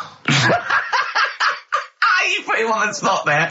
Oh, I hope there's no uppity pupils at this school when they go, what do you mean, sir? Oh, if you're going to... Oh, I'm fed up with you. Do you understand? No. So the No, you've got... No, right, okay, first of all, Carl, where'd you get this information from? Where did I 14 get times that? as well? Do you know? You can't remember. I don't know where I got that from. I don't know where I got it from. But why don't you think that makes sense? But what? Someone once got lead poisoning from a tomato? Not just one, loads, and then all of a sudden. No. Why is this educating me? Because I'm telling you that tomatoes, you I eat them. can't take anything away from this. I don't know what to take away from this. What have I learned? What have I learned? Don't mix lead with tomatoes. Why is this educational in any shape or form? What are you telling me? A long time ago in the land of Glunk, right, where the ninnies did slib, right, they thought tomatoes were poisonous because they ate plates of lead. What are you talking about? Yeah, but we all know tomatoes aren't poisonous. Is that what we're taking from the story? Is that the moral of the story? Don't believe these people that I'd never heard of before. What are you talking about, Carl? I think it's a bit weird. It's a bit weird, yeah. Is these the same people that were spreading those malicious worm rumours? My hangover's coming back. I've got to get some water. Play a record that was rubbish. Anyway. Educating Ricky. Good, we've settled that then. Go on. The titles that are meant to sort of pull you in. Yeah. We've got, what was it? Stocking, Aitken and Waterman. Yeah. You've got It's Not His Fault. And Get a Load of This. Get a load of this. So, which pun do I pick first? I think I'll go for get a load of this. Get a lobe of this. Yeah, get a load of this, yeah. Well, that's a story about a girl who she was deaf, right, for 4 years, and it happened quite a bit back this. What year? Or was it? I think it was ages ago, was it? About quite a bit back. She was deaf for about 4 years, having an argument with her mum, it said, which I didn't quite understand, because I don't know how they do that. Yeah. But she was having an argument, and a man pushed her against a wall, and she banged her head, and her hearing came back. Okay. Was she wearing a Walkman and it fell out? And she'd realised, There's no explanation. There's no explanation. Well, why is that teaching me something Right, then? so I knew you'd say this, right? So I thought, right, I'll stick something on it. Do you know that bees are deaf? No, you can't just, no. If you ask someone something they don't know the answer to, they don't tell you something else. Just, I'll tell you something else then. I can't answer that, I'll tell you something else. Imagine that, if you asked a teacher. Look, how do birds fly? Wow, if you're going to do that, tallest building is, I mean, what? Well... That was the equivalent, Carl, of running away when we asked you a question. Yeah, the intellectual equivalent of going, look over there, there's a monster. Yeah. Listen, what do you mean? What she... Okay, so... So her there's hearing no came back. explanation. There's no explanation. Or you don't know. Well, there isn't one, is there, really? It's a bit What, weird. did the only did thing the doctors not look into it? No, I think they just said, oh, that's good. But, so again, I don't... Where did this information... Is that... If you read this on the net, is that all they put on There the was net? once a deaf woman who hit her head and she And her could hear. hearing came back. It was bizarre things about being deaf. Was there And- three, Oh, like... yeah. Was there I've sort got of, that book, yeah, it's a good book, that. Was there three Yeah. more pages you just couldn't be bothered to read off? Yeah. No, it was just a little bit. And it Was there a said- little picture, a cartoon picture? No pictures, I just And read we're going, it. ow. Look, Ow, if you I don't can want to hear. know, if you don't want to learn, you know. Yeah. Okay. It's not his fault. Let me have It's Not His Fault. You've got to save this. This has got to teach me something. It'll be an interesting story. Right, it's not his vault. This fella... Yeah. What year? Ages ago? Olden times? I'd say in the 70s. Okay. Would you? Any evidence for that? And, Does he wear flares in the story? Right. Is that your reason? No, it's a bit like Yuri Geller, this fella, right? Where he's electric. He's electric. And if he walks past the telly would fizz. Uh-huh. If he walked past the radio, it all goes like that. Ooh. His hair stuck up all the time. Ugh. And he'd be having a bath and everything would be all right, and then the power would sort of switch on in his body, and the electric in his body made him jump out of the bath. So... What do you mean so? What is that so? What does that so mean? You've given us nothing. You've given us nothing. You'd have to at least give us the scientific explanation. Yeah. Electric eels have 400 volts in them. Oh, is this the running away again? What was that one called? Yeah, but It's not his vault. But there's a reason not his fault. It's not his fault. I thought it was going to be something about I think we should do these the other way round. I think you should tell us the story and then we'll hear the pun. It's not his fault. It's not his fault. Right, let's leave it. Play a tune. Forget it. Educating Ricky. Doing it. We're not doing it. No, we are. What are you going for? Oh, he can handle it, I think. Don't worry about him. He candle it. He candle it. Okay, let's hear this one. Right, are you familiar with the phrase burning the candle at both ends? Yeah. Do you know how it's come about? I know a man who does. I assumed that it was to get more light in the room. How would that work? Well, they'd put it sideways and light both wicks, so out of one candle they could get two. No, go on. No, what it is... It means you're doing too much, you're staying up too much, right. You're not getting enough sleep, and you're... Well, years ago... Yeah. When they didn't have light bulbs and that. Oh yeah, what year is this? Literally ages ago, specifically. Yeah, quite a bit back. Mm-hmm. Okay. Didn't have light bulbs and that, so they used to have candles. When did the light bulb come in? Because I can't remember at the moment. Don't know. Okay, go on. So, yeah, so they've got a light bulb. You wouldn't know. You're a doctor. You're not a historian. Go on. And people who worked a lot of hours. Yeah. How many? Literally lots. They get up early in the morning because they have to be up early. Yeah. And it's dark outside, so they'd light the candle. Sure. And they'd wear it out a bit, and then they'd be getting in late as well. Yeah. And they'd be like, oh, it's dark. I'll have to light the candle again. And they're burning candle at both ends of the day. So that's where the saying comes from: burning the candle at both ends. So, all right, that's a little lesson. Yeah, lesson one. Okay. Can I have? No, you can't. You can't rush into them, Rick. You've got to. I've got to soak in that. You've got to soak that one in. Any questions for Karl off the back of that? What do you think?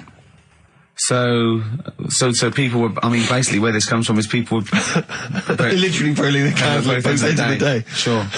There you go. So we've still got. Go on. I'm committed to this treatment. And I can't wait. This is like Christmas Eve for me. It's like Christmas. I've got to open another present now. No, I'm afraid we've got to save it. Rick, raw Nirvana. Amazing. We were just talking. We were getting excited about that. Yeah, we've got an incredible voice he has. And Grohl drumming it's brilliant. You know, you're right. The new one from Nirvana. Well, it's time for Educating Ricky Part 2, isn't it? I'm excited, Karl. I'm going to learn so much from this. What's the choices again? What you've got left. Still keep phoning your answers to email. Sorry, yeah. The answers to Rockbusters. Yeah. Right, okay, Educating Ricky, Part 2. Right. I'm committed to this treatment. Yeah. Is one. I've got to go for that one. Yeah? Yeah. Or the other one is the police are causing a bit of a stir. He still says it like it's the best thing he's ever come up with, which in a way it is. It could be. Right, go on then. I'm committed to this treatment. Right. Do you know the saying... Is it just sayings now? Are they all sayings? No, they're not. Okay. No, the other one isn't. Frog in your throat?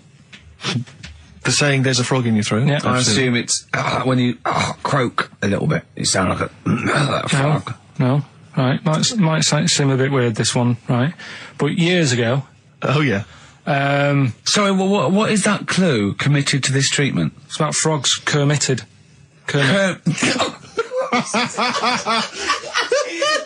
Probably works better with a K and an ER written down. Well, also, if you pronounced it committed, yeah. but not committed. Committed to this treatment! Right, go on then. That's genius. So, yeah. Well, what? You go to the doctors and you go with throat hurting a bit. Right. And what they did ages ago. Ages ago? What year was this approximately? We are going back quite a bit with this one. Oh, okay, go on. And the doctor would say... did history. Imagine years ago. Go on. And the doctor would say, right, keep your mouth open. I need to look at your tonsils. And the jaw would ache a bit because they weren't as quick back then because they didn't have the technology and stuff, and they'd have to like stare at it and study it and stuff. And like they get an achy jaw, right? Keeping their mouth open. Yeah, like you get, you eat a Mars bar or whatever. So they'd sat there, and they used to always close their mouth, and it used to annoy the doctor. Right? Oh. So what they did, they used to get a toad, right, and put it in the mouth. Rubbish. Okay, keep talking. Keep talking. And that way they couldn't close their mouth because either they'd squash it, right, or apparently you're not allowed to lick a toad's back. So the doctor would have them for breaking the law? No, but it's poisonous, right? A toad's back. You should never lick a toad's back. Or put it in your mouth, really. Oh, just stop for a second. Wait. What? Can I just ask one question? Go on, yeah, just ask one question. I've got a few, but go on. Sure. My initial thought is, it sounds like a brilliant bit of sort of medical knowledge there. It's a great idea. Yeah. My only thought is, how does the doctor see past the toad at your tonsils? What's he actually looking at with the mouth open? Surely the toad is in the way. Hopping around in the way? It didn't say. Sorry, and my first question is, was this on the internet? Yeah. Yeah, okay. Karl, that is bollocks. That is, I mean... Well, alright then. Let's turn this round. Where does the saying, you got a frog in your throat come from? Probably because you sound a bit croaky. Probably that. Probably because you sound a little bit like a frog when you've got a sore throat. Karl, did you not question it just for a moment when you read it? Just for a second, didn't you think that seems an odd approach? Firstly, why a frog of all the different species? Because it's poisonous. A toad. No, a toad, so it's a toad as well. Yeah, well, it worked. I'm committed. Worked. No, my point is it's frog in the throat. I was going to change it to, have you heard the news Toad Day? But I went with the frog. Oh God! Right, so that's rubbish. So that's rubbish. Next, can I have? Let's play a tune. Let's come up with a God. Can I just say? No, just play it. Just play it. Yeah. Yo, Karl. I have to thank my mate Dave, who sent me an incredible 4-disc compilation. That was one of the tunes on there. It looks professional. It's amazing. It's incredible. The effort he's gone to too much effort. Ben Queller. It's a track called "In Other Words" from his album Sha Sha. Open wide. Oh dear, that's interesting. Oh, here, doctor. Look, you've actually got a frog in your throat. I didn't get there. I put it in there. That's the most ludicrous story I've ever heard, Karl. Why don't you think when you read these things? I think there's always going to be a bit of truth in all of these. I mean, that fella called up, didn't he, and said, I'm not sure about the, putting a frog in your throat if you got, problems with your tonsils or whatever. But he said years ago, if someone had toothache, they'd get hold of a frog and strap it to the face. Yeah, sure. So maybe down the line, maybe they did. Maybe they didn't do it. I think Caligula made his emperor a horse and emperor as well. But I mean, well, what about the frog thing with a poisonous back? It's rubbish. That's true. No, the toads have the secretions in the Why? But they didn't put it in people's mouths. No. So, well, I'll tell you why. When a badger or a heron tastes the toad, it's horrible. Ugh. The toad might die, but it's for the good of the species, because then think how many toads looking like that heron could eat in its lifetime. So the fact that one toad sacrificed itself, all those other toads in that heron's manner will be safe. Why? I mean, we've talked about animals a lot on the show, right? Yeah. And when God made a toad... Sure. Right, okay. Well, I'm going to stop you there. I'm going to stop you there straight away. Don't. Just let him carry on. Right. Okay. Like, there's annoying things out there, jellyfish is a big problem with me. I don't understand what they do in the sea and stuff. Right. Right, but we'll leave them. Got right? to me, but go on. We won't talk about jellyfish. No. With the toad, right, if it's to protect itself... Yeah. Right, now so it's not to protect itself, it's to protect its species. Yeah, but that, surely, right, if the toad had a choice, if God said, right, what I'm going to do for you here, you can have something like a lobster's got claws, big claws to have a fight. Or I can give you something that if someone's having a go at you, you've got to try and persuade them to lick you back as a defence. Yeah. What use is... Right. Oh, my God, sir. Well, I'll tell you why. What is God The up fact to? that there are still toads around is a testament to that defence working. That's all I'm going to say, okay? If the toad had died out, you'd have a point. But they're still around. It works, all right? And don't start slagging God off. He's got a lot on his plate. Basically, I think he took on too much. Particularly in 1 week. Exactly, it was crazy. Danger High Voltage, Electric 6, XFM 104.9. I'm Ricky Gervais, with me Steve Merchant. Carl's getting all flustered because I put an elastic band around his head. And we've had a definition of... Well, hang on a sec, frog in the throat. because there's an update to that, Rick. Go on. We did just have one definition here of a frog in the throat.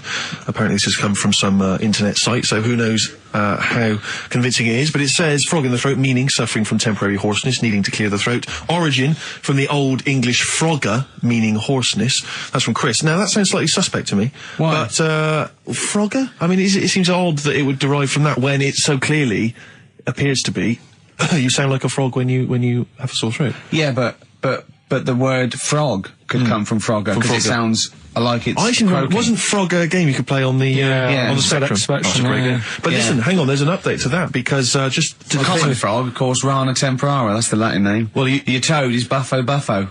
You may be trying to show off, but I think you're about to embarrass yourself as well, because you've been slagging off young Karl. Yeah. It says here, another email, it doesn't tell us who it's from. Although it's hard to believe now, at one time, medieval physicians believed that the secretions of a frog could cure a cough if they were coated on the throat of the patient. Yeah. That in itself sounds repulsive, but what makes the idea even worse is the application of the secretions.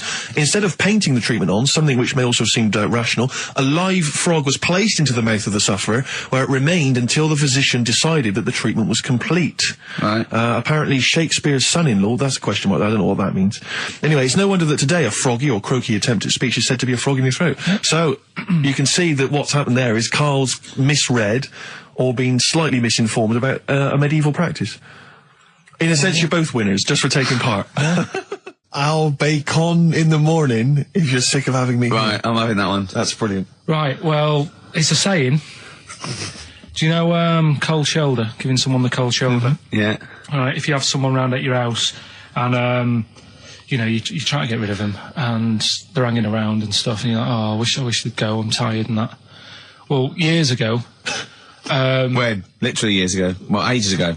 Sort of... Olden times. I think it said medieval times. Yonks ago, then. Yonks ago. Yeah, medieval, We're going back quite a bit on this Well, one. you know when you find out these books, why don't you just pop down when it was? Just make a note. I don't think it says all the time. It just sort of says, you know, a few years back. Yeah. No, it doesn't. Well, never. All right, I'll make an effort next week. Okay. Right?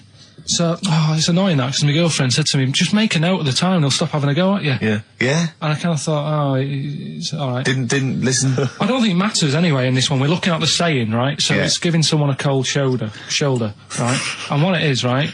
Ages ago, there wasn't enough houses for people. Right. Because there wasn't much money being made. You know, there weren't big businesses. People weren't earning good money like they are now. So there wasn't as many houses, right? So what you ended up getting is like, you know, the rich people having a nice place to live. Oh. And the poor people were like wandering about, you know, looking for places to live and that. And what they ended up doing is they had like, people would go around to the mate's house and say, look, I haven't got anywhere to live. It's a bit cold. Can you let me stay? Right? So they'd go, all right, then you can stay a couple of days. But they ended up staying for like weeks. Yeah. Right? So to sort of get rid of them, what they'd end up doing, they'd be making the dinner. And they'd be making a lovely dinner, like a bit of meat, nice warm meat, and nice veg, gravy. And this happened every time, did it? This is where the saying came from. This is what happened, Rick. This is what happened every time. It was in that vague book. The book of vague sayings and stuff. Right, so they'd be making a nice meal, but what they did, they looked after all the family. But the person who won't go home, they just give them some, like, sort of a cut-off of cold meat. Right. So they'd say, you're giving them the cold shoulder. Meaning... Right. Okay, that's rubbish. Okay. Absolute... Carl, why would that necessarily work? Yeah. Why do they always, in every situation when you want to get rid of a lodger, well, still feed him every day, but make the meat lukewarm. So they always leave then. Yeah. Oh, this food's lukewarm. I'm going to become homeless and again, they go, wandering the hold streets. on, are you giving me the cold shoulder? Yes. Do you want me to leave? Yes. Just say leaving. No, I like to do it cryptically. That way, in years to come, someone will have a little saying about it. Well, anyway, that was our bacon in the morning. If you've had enough of meat, we'll leave that. Well, Bacon in the morning! Oh, bacon in the morning if you've had enough of me! come back. What are the others? Just tease us again with the others. We'll come back to those. He's a bit of a nuisance, and we'll have a big fire tomorrow. Nice, looking forward to that. Right then, so we've got we'll have a big fire tomorrow. Yeah, go on. Is that the one you want? Let's go for it. Right, I think this was like round the 1700s. Bluffing. And He's bluffing. Who was the king then? Don't know. Go on. But it's about the word bonfire, right? Bonfire. Yeah. Do you know where it comes from? No, go on. No. Right, what happened is it's got nothing to do with Guy Fawkes and that, which is what I thought when I saw it. It's got nothing to do with that. But ages ago, at 1700s, right, they didn't have enough houses, like I mentioned. Okay. Yeah. So if that happens, you get people living on the streets. You get diseases, people aren't cleaning properly. So you get more deaths. All right? Yeah. So think about it. You've got all these dead bodies lying around. They're running out of space because there's like, I don't know why they're running out of space, but they haven't got much. I don't know why really. I was going to say they should have just buried them, but there's probably more land back then than now. He doesn't need anyone else in the room to have a conversation with himself. Yeah, we could leave and we'd come back and he'd go, I've sorted it. Yeah. Well, anyway, for some reason... They presumably, if it's going to be they burnt them, it's presumably to do that it also kills the parasite or whatever's carrying the parasite on them, as opposed to burying them and not killing the disease. Well, yeah. So there you go, you've worked it out. They piled them up and they turned it into a celebration because there was a lot of fed up people at that time. Is this going to be the word bon, meaning good? No, I'll tell you in a minute. Go on. So you've got all these people who are like going around and like, oh, you know, so-and-so died the other day. And, you know, nearly every week someone they knew was dying. Yeah. So you can imagine like just constant like being depressed. So, and they've got all these bodies lying everywhere. It's like, oh, God, what are we going to do? So they said, we're all too fed up at the moment. Said, let's make this a better world. This was 1701 by the time they got together. Yeah. So they said, what we need to do is have a big party. So they said, yeah. Good thinking. See what you're thinking. So they go, right, well, we'll put all the bodies in a big pile. And they're all diseased and that. So they set fire to the bodies. And they said, let's have this as a celebration to remember them by. And, you know, we'll have a drink and that and have a chat. We'll have this big fire going. And it came from bone fire. Ah, right. So it was all the bones. Bonfire is bone fire. Yeah. Excellent. Yeah? That's interesting. So that's how it came about. Yeah, in the 1700s. Yeah. That was? No, probably. Okay. I reckon it was 1600. Probably earlier. I reckon it was the plague. I reckon it came from. But interesting stuff. So that's. Did you celebrate Bonfire Night? Is that a big celebration for you? Do you like the fireworks? I'm sick of fireworks. I just think they're rubbish.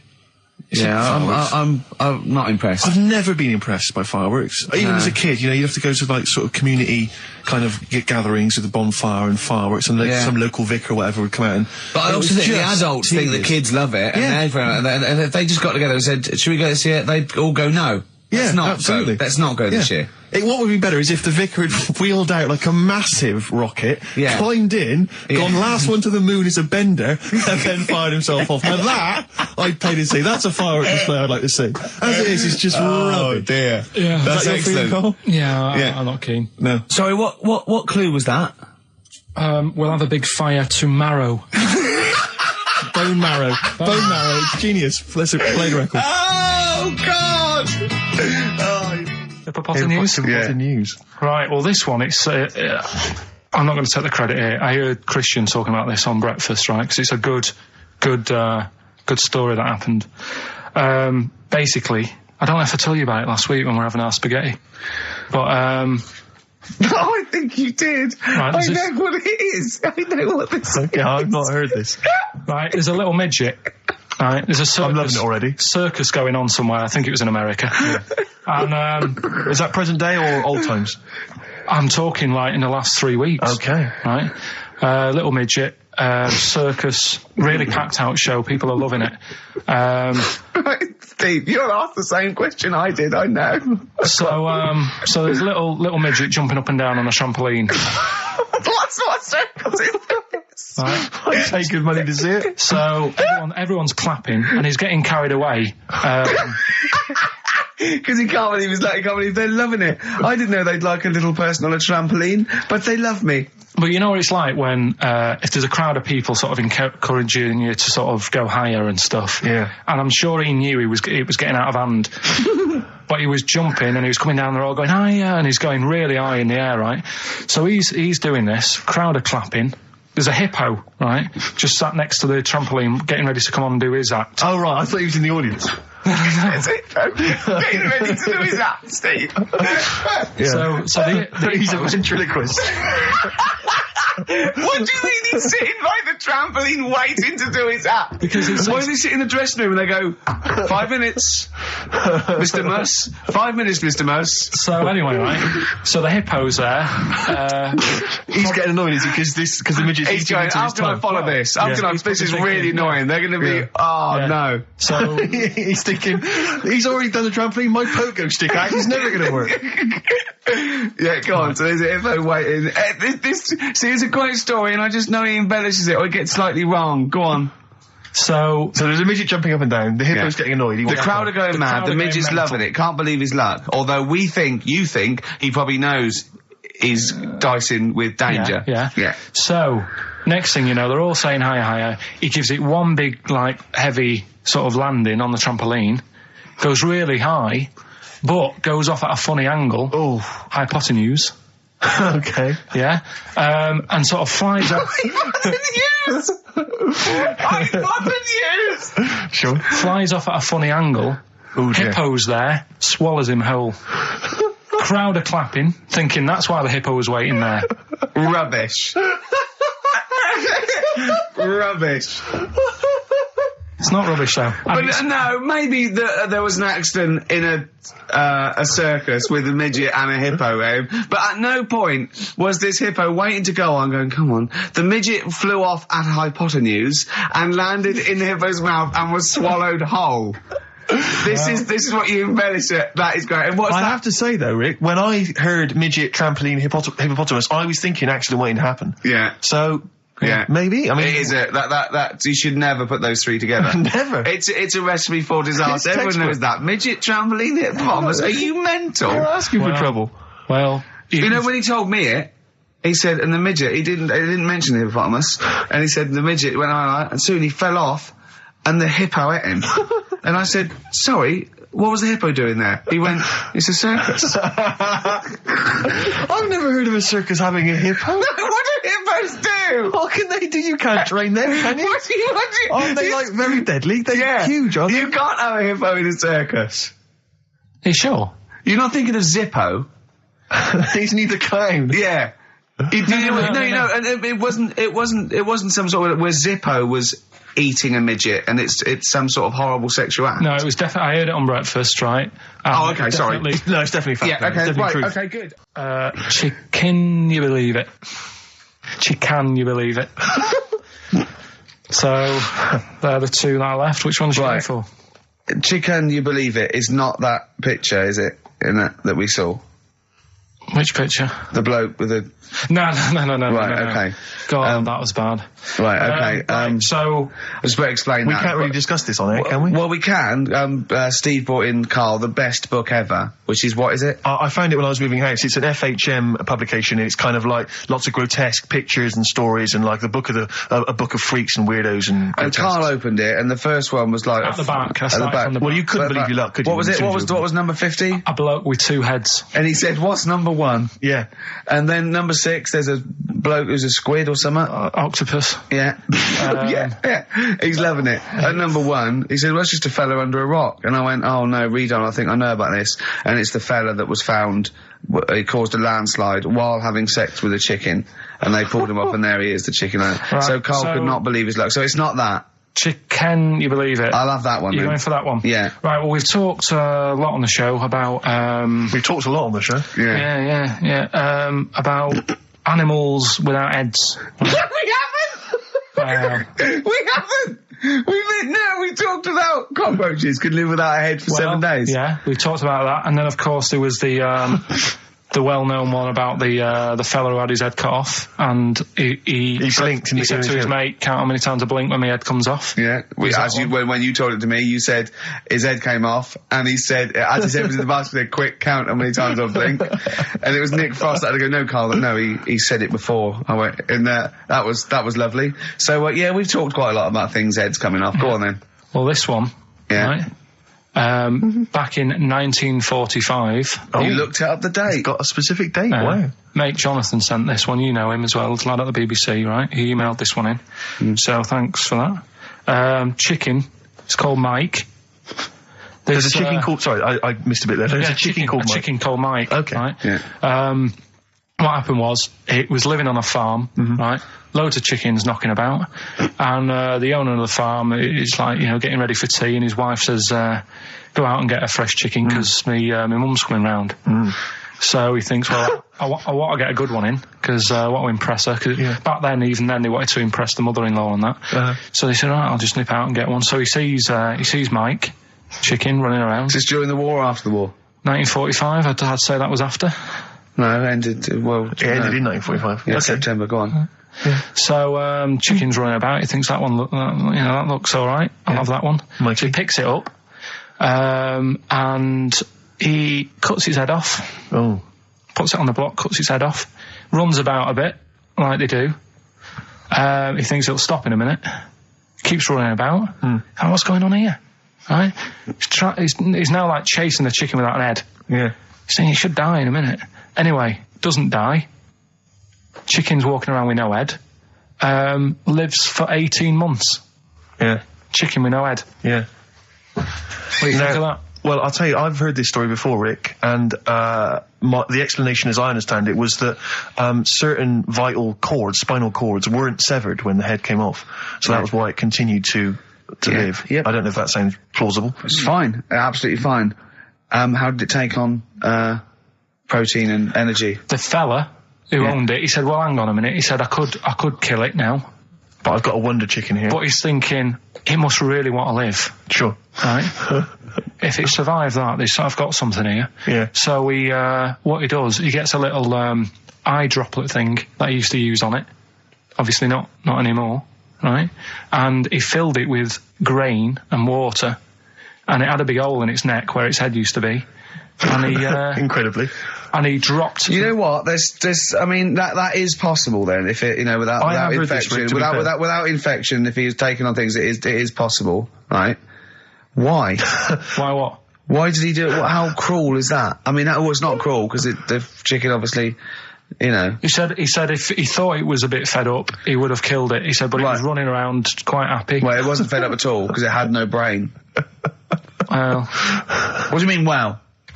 I'm just saying it was nothing. It was just sinew and nerves and electrical impulses breaking down energies, right? That's all it was. It didn't have a brain.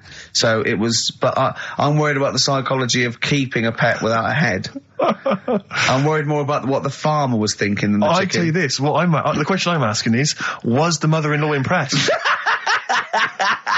I mean, that's why he set out to shot Mike's head off. This is lovely, but it's just the head where you don't kill a chicken like that all at once. I thought we were having chicken for dinner. Come and look at this, running around the yard. Yeah. Oh, dear. So, there you go, you've learned something there. Yeah, I have learned something. Yeah? Yeah. So... One more. That farmer, I've learnt that farmer was very strange indeed. There we go. I have to say, to be fair to Karl, I have a feeling like when I read it, the reason he kept it alive was as a novelty. He got charged people to come and see the incredible headless chicken called Mike. Right. So, there we are. That's great. Oh, am I gonna have to thump you? Yeah. Do you know the saying, shut your face? Yeah, I've heard the well-known Shakespeare, innit? Yeah. Do you know how it came about? No, Joe Dolce. No, Go on. It's, ages ago. Oh yeah, literally. Like, knights who wore armour. Okay. That's, armour gonna have to thump you, that's how it came about. Okay, armour. They wore all the stuff, and they had the helmet, and say if they're guarding something at night, stood outside a castle or something, and there's probably going to be two of them, right? So they stood there talking and that, and talking about stuff, and The future. medieval stuff. One of them was like, "Oh, we should shut up. You know, I've been stood here for hours," and he's going on and on. Yeah, sure. So he'd say, "Shut your face," meaning shut the guard down on your helmet, The visor. and I can't hear you then. So shut your face. Shut your face. And that's how it came about. Well, I suppose that's... It would be interesting if I could just rely on it. I'm not sure it's true. I know. I just never know.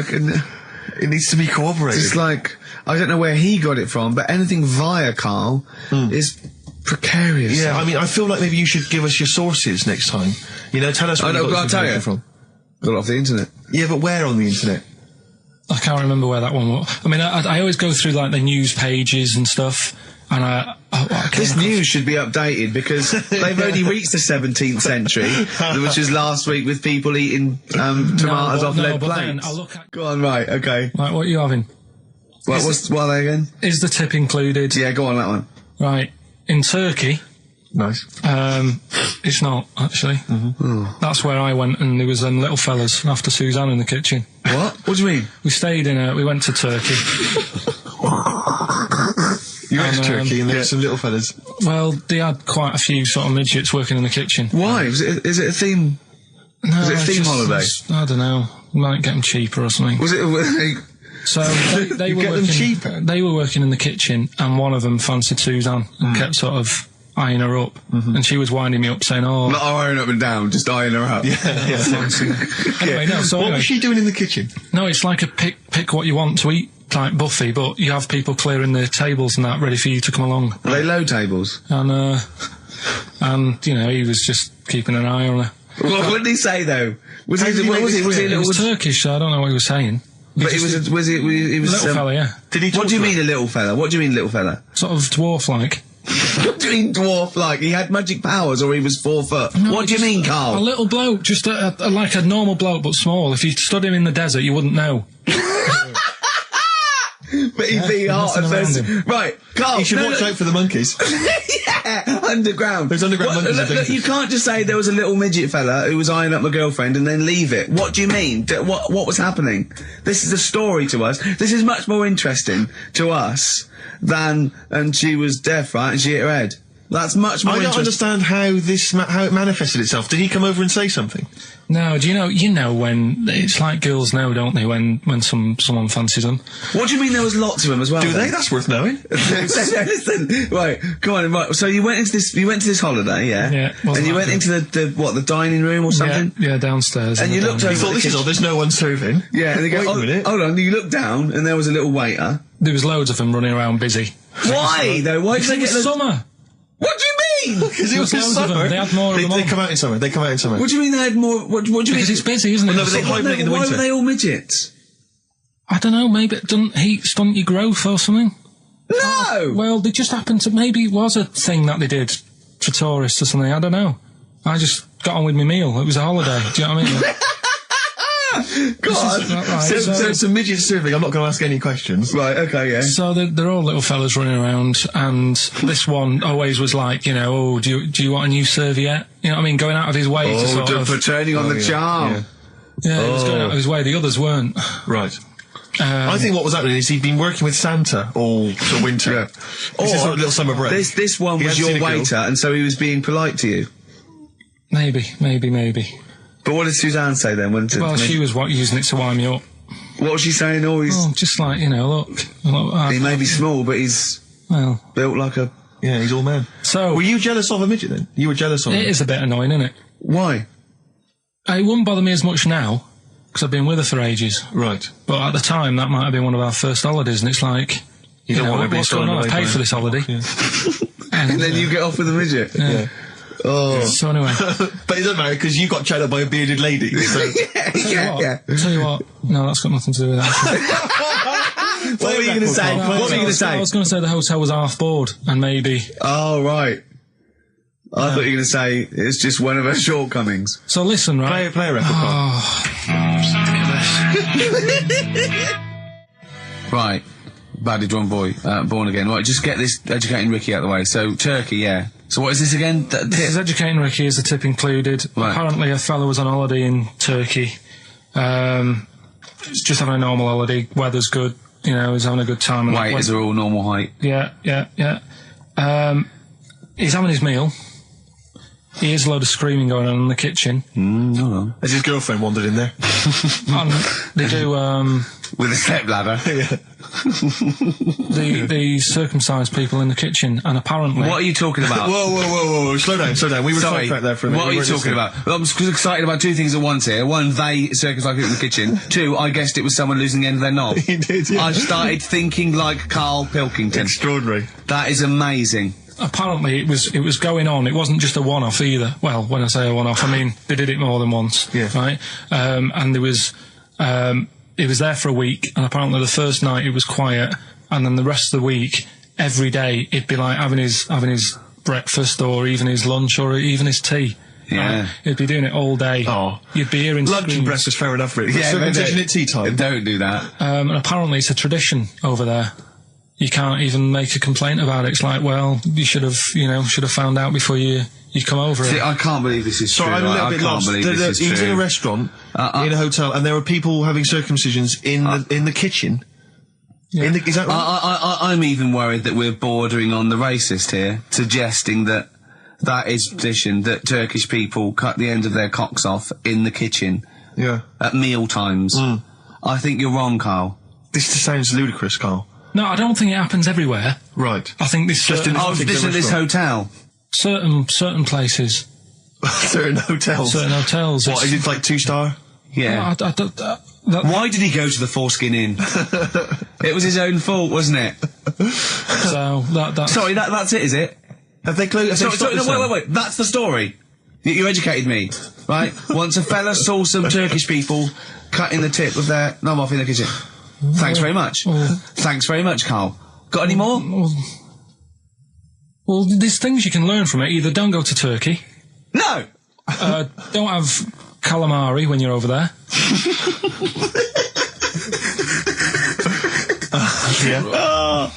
Karl, you've done it again. Well, You too. I love that one. On XFM 104.9. I'm Ricky Gervais, Steve Merchant, Karl. Okay, Karl, one more.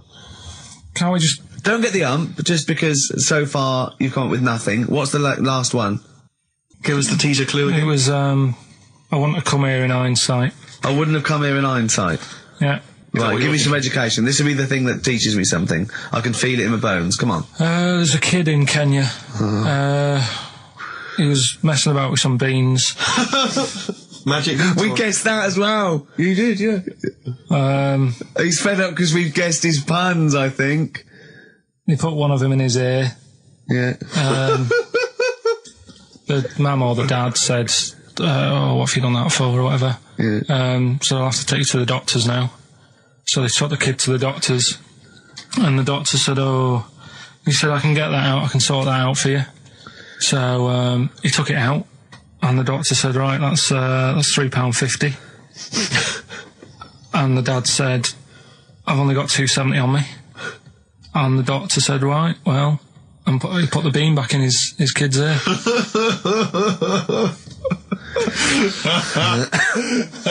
I don't know what to say. I don't know what to say. I mean, A couple of questions from me, very quickly. Are you sure that those were definitely the sums involved, were they? Well, the equivalent of whatever the deal with in Kenya. Yeah. It was the equivalent of so what currency was it, Karl, that you translated into sterling? I don't know. No, it was saying in the thing. It said the equivalent of 3 times 15, 2 by 7. Did it say that? Yeah. Sorry. Did it say that? Yeah. Carl, look at me. Look at me. Did it say that? Yeah. It said that was the. Did it say that? Yeah. Yeah, it did. It definitely said that. Definitely. Yeah. So. Oasis, Live Forever on XFM 104.9. Right, we're in the swing of things. It's mine and Steve's favourite bit of the whole show. This is what we do this show for now. Educating Ricky. Yeah. Go for it, Carl. You said that learning can't be fun. Yeah. Yeah. Okay, I'll go for the one. What's the one about the butcher going down the butcher shop? You've got get your kit on. We're off down the butcher's. Yeah. You going for that one? Yeah. Well, do you know the saying? Don't let the cat out of the bag. Yeah. Do you know what it means? Yeah. Don't give away a secret. Right. Well, do you know how it came about? No. Well, ages ago. Before like ages ago. 17th century. Yeah. Before like. Yeah. 17's good. Yeah. Before like proper butchers and Dewhursts and supermarkets and that, you used to get these blokes who sold meat. Right. Butchers they were called then, I think. Yeah, but the difference was they didn't stay in the same place, they moved about. Right, so they'd turn up on a street corner and he'd have like loads of carrier bags of like Carrier bags?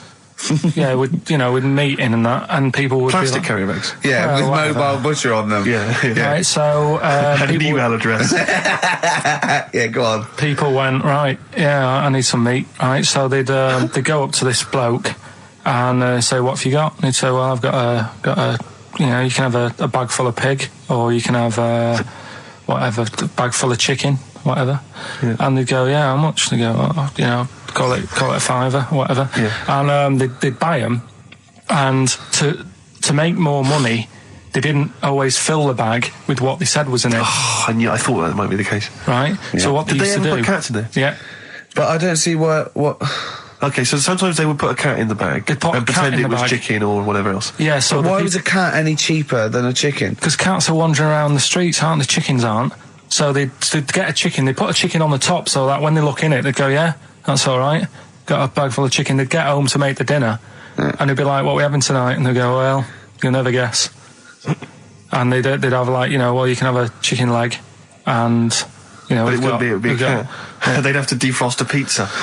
Yeah. Did they mind that they were eating cat then? In those days? He didn't say. He just was saying about the saying, don't let the cat out of the bag. It's like, if they see that, they're going to go mad.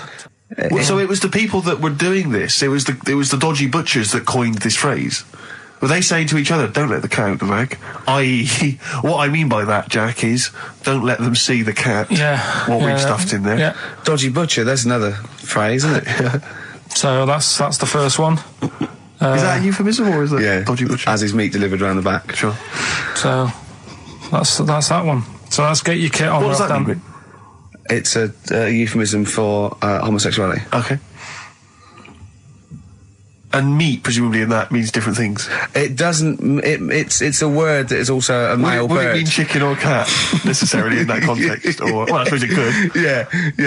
Yeah. Carl's look at him. Carl looks at you like a cat. Yeah. Whenever we leave him behind, if we don't talk like straight at him and let him see our lips moving, and it's monosyllabic and very look, he's lost in that conversation there. He just drifted off, didn't you, Carl? No, I just was also thinking on animals and that something else I was going to use. Go on. Alright, that's Aqualung. Good time's gonna come, innit? Right, Carl, come on in, educating Ricky. So, don't let the cat out of the bag, that's where that comes from. Comes from a crafty butcher.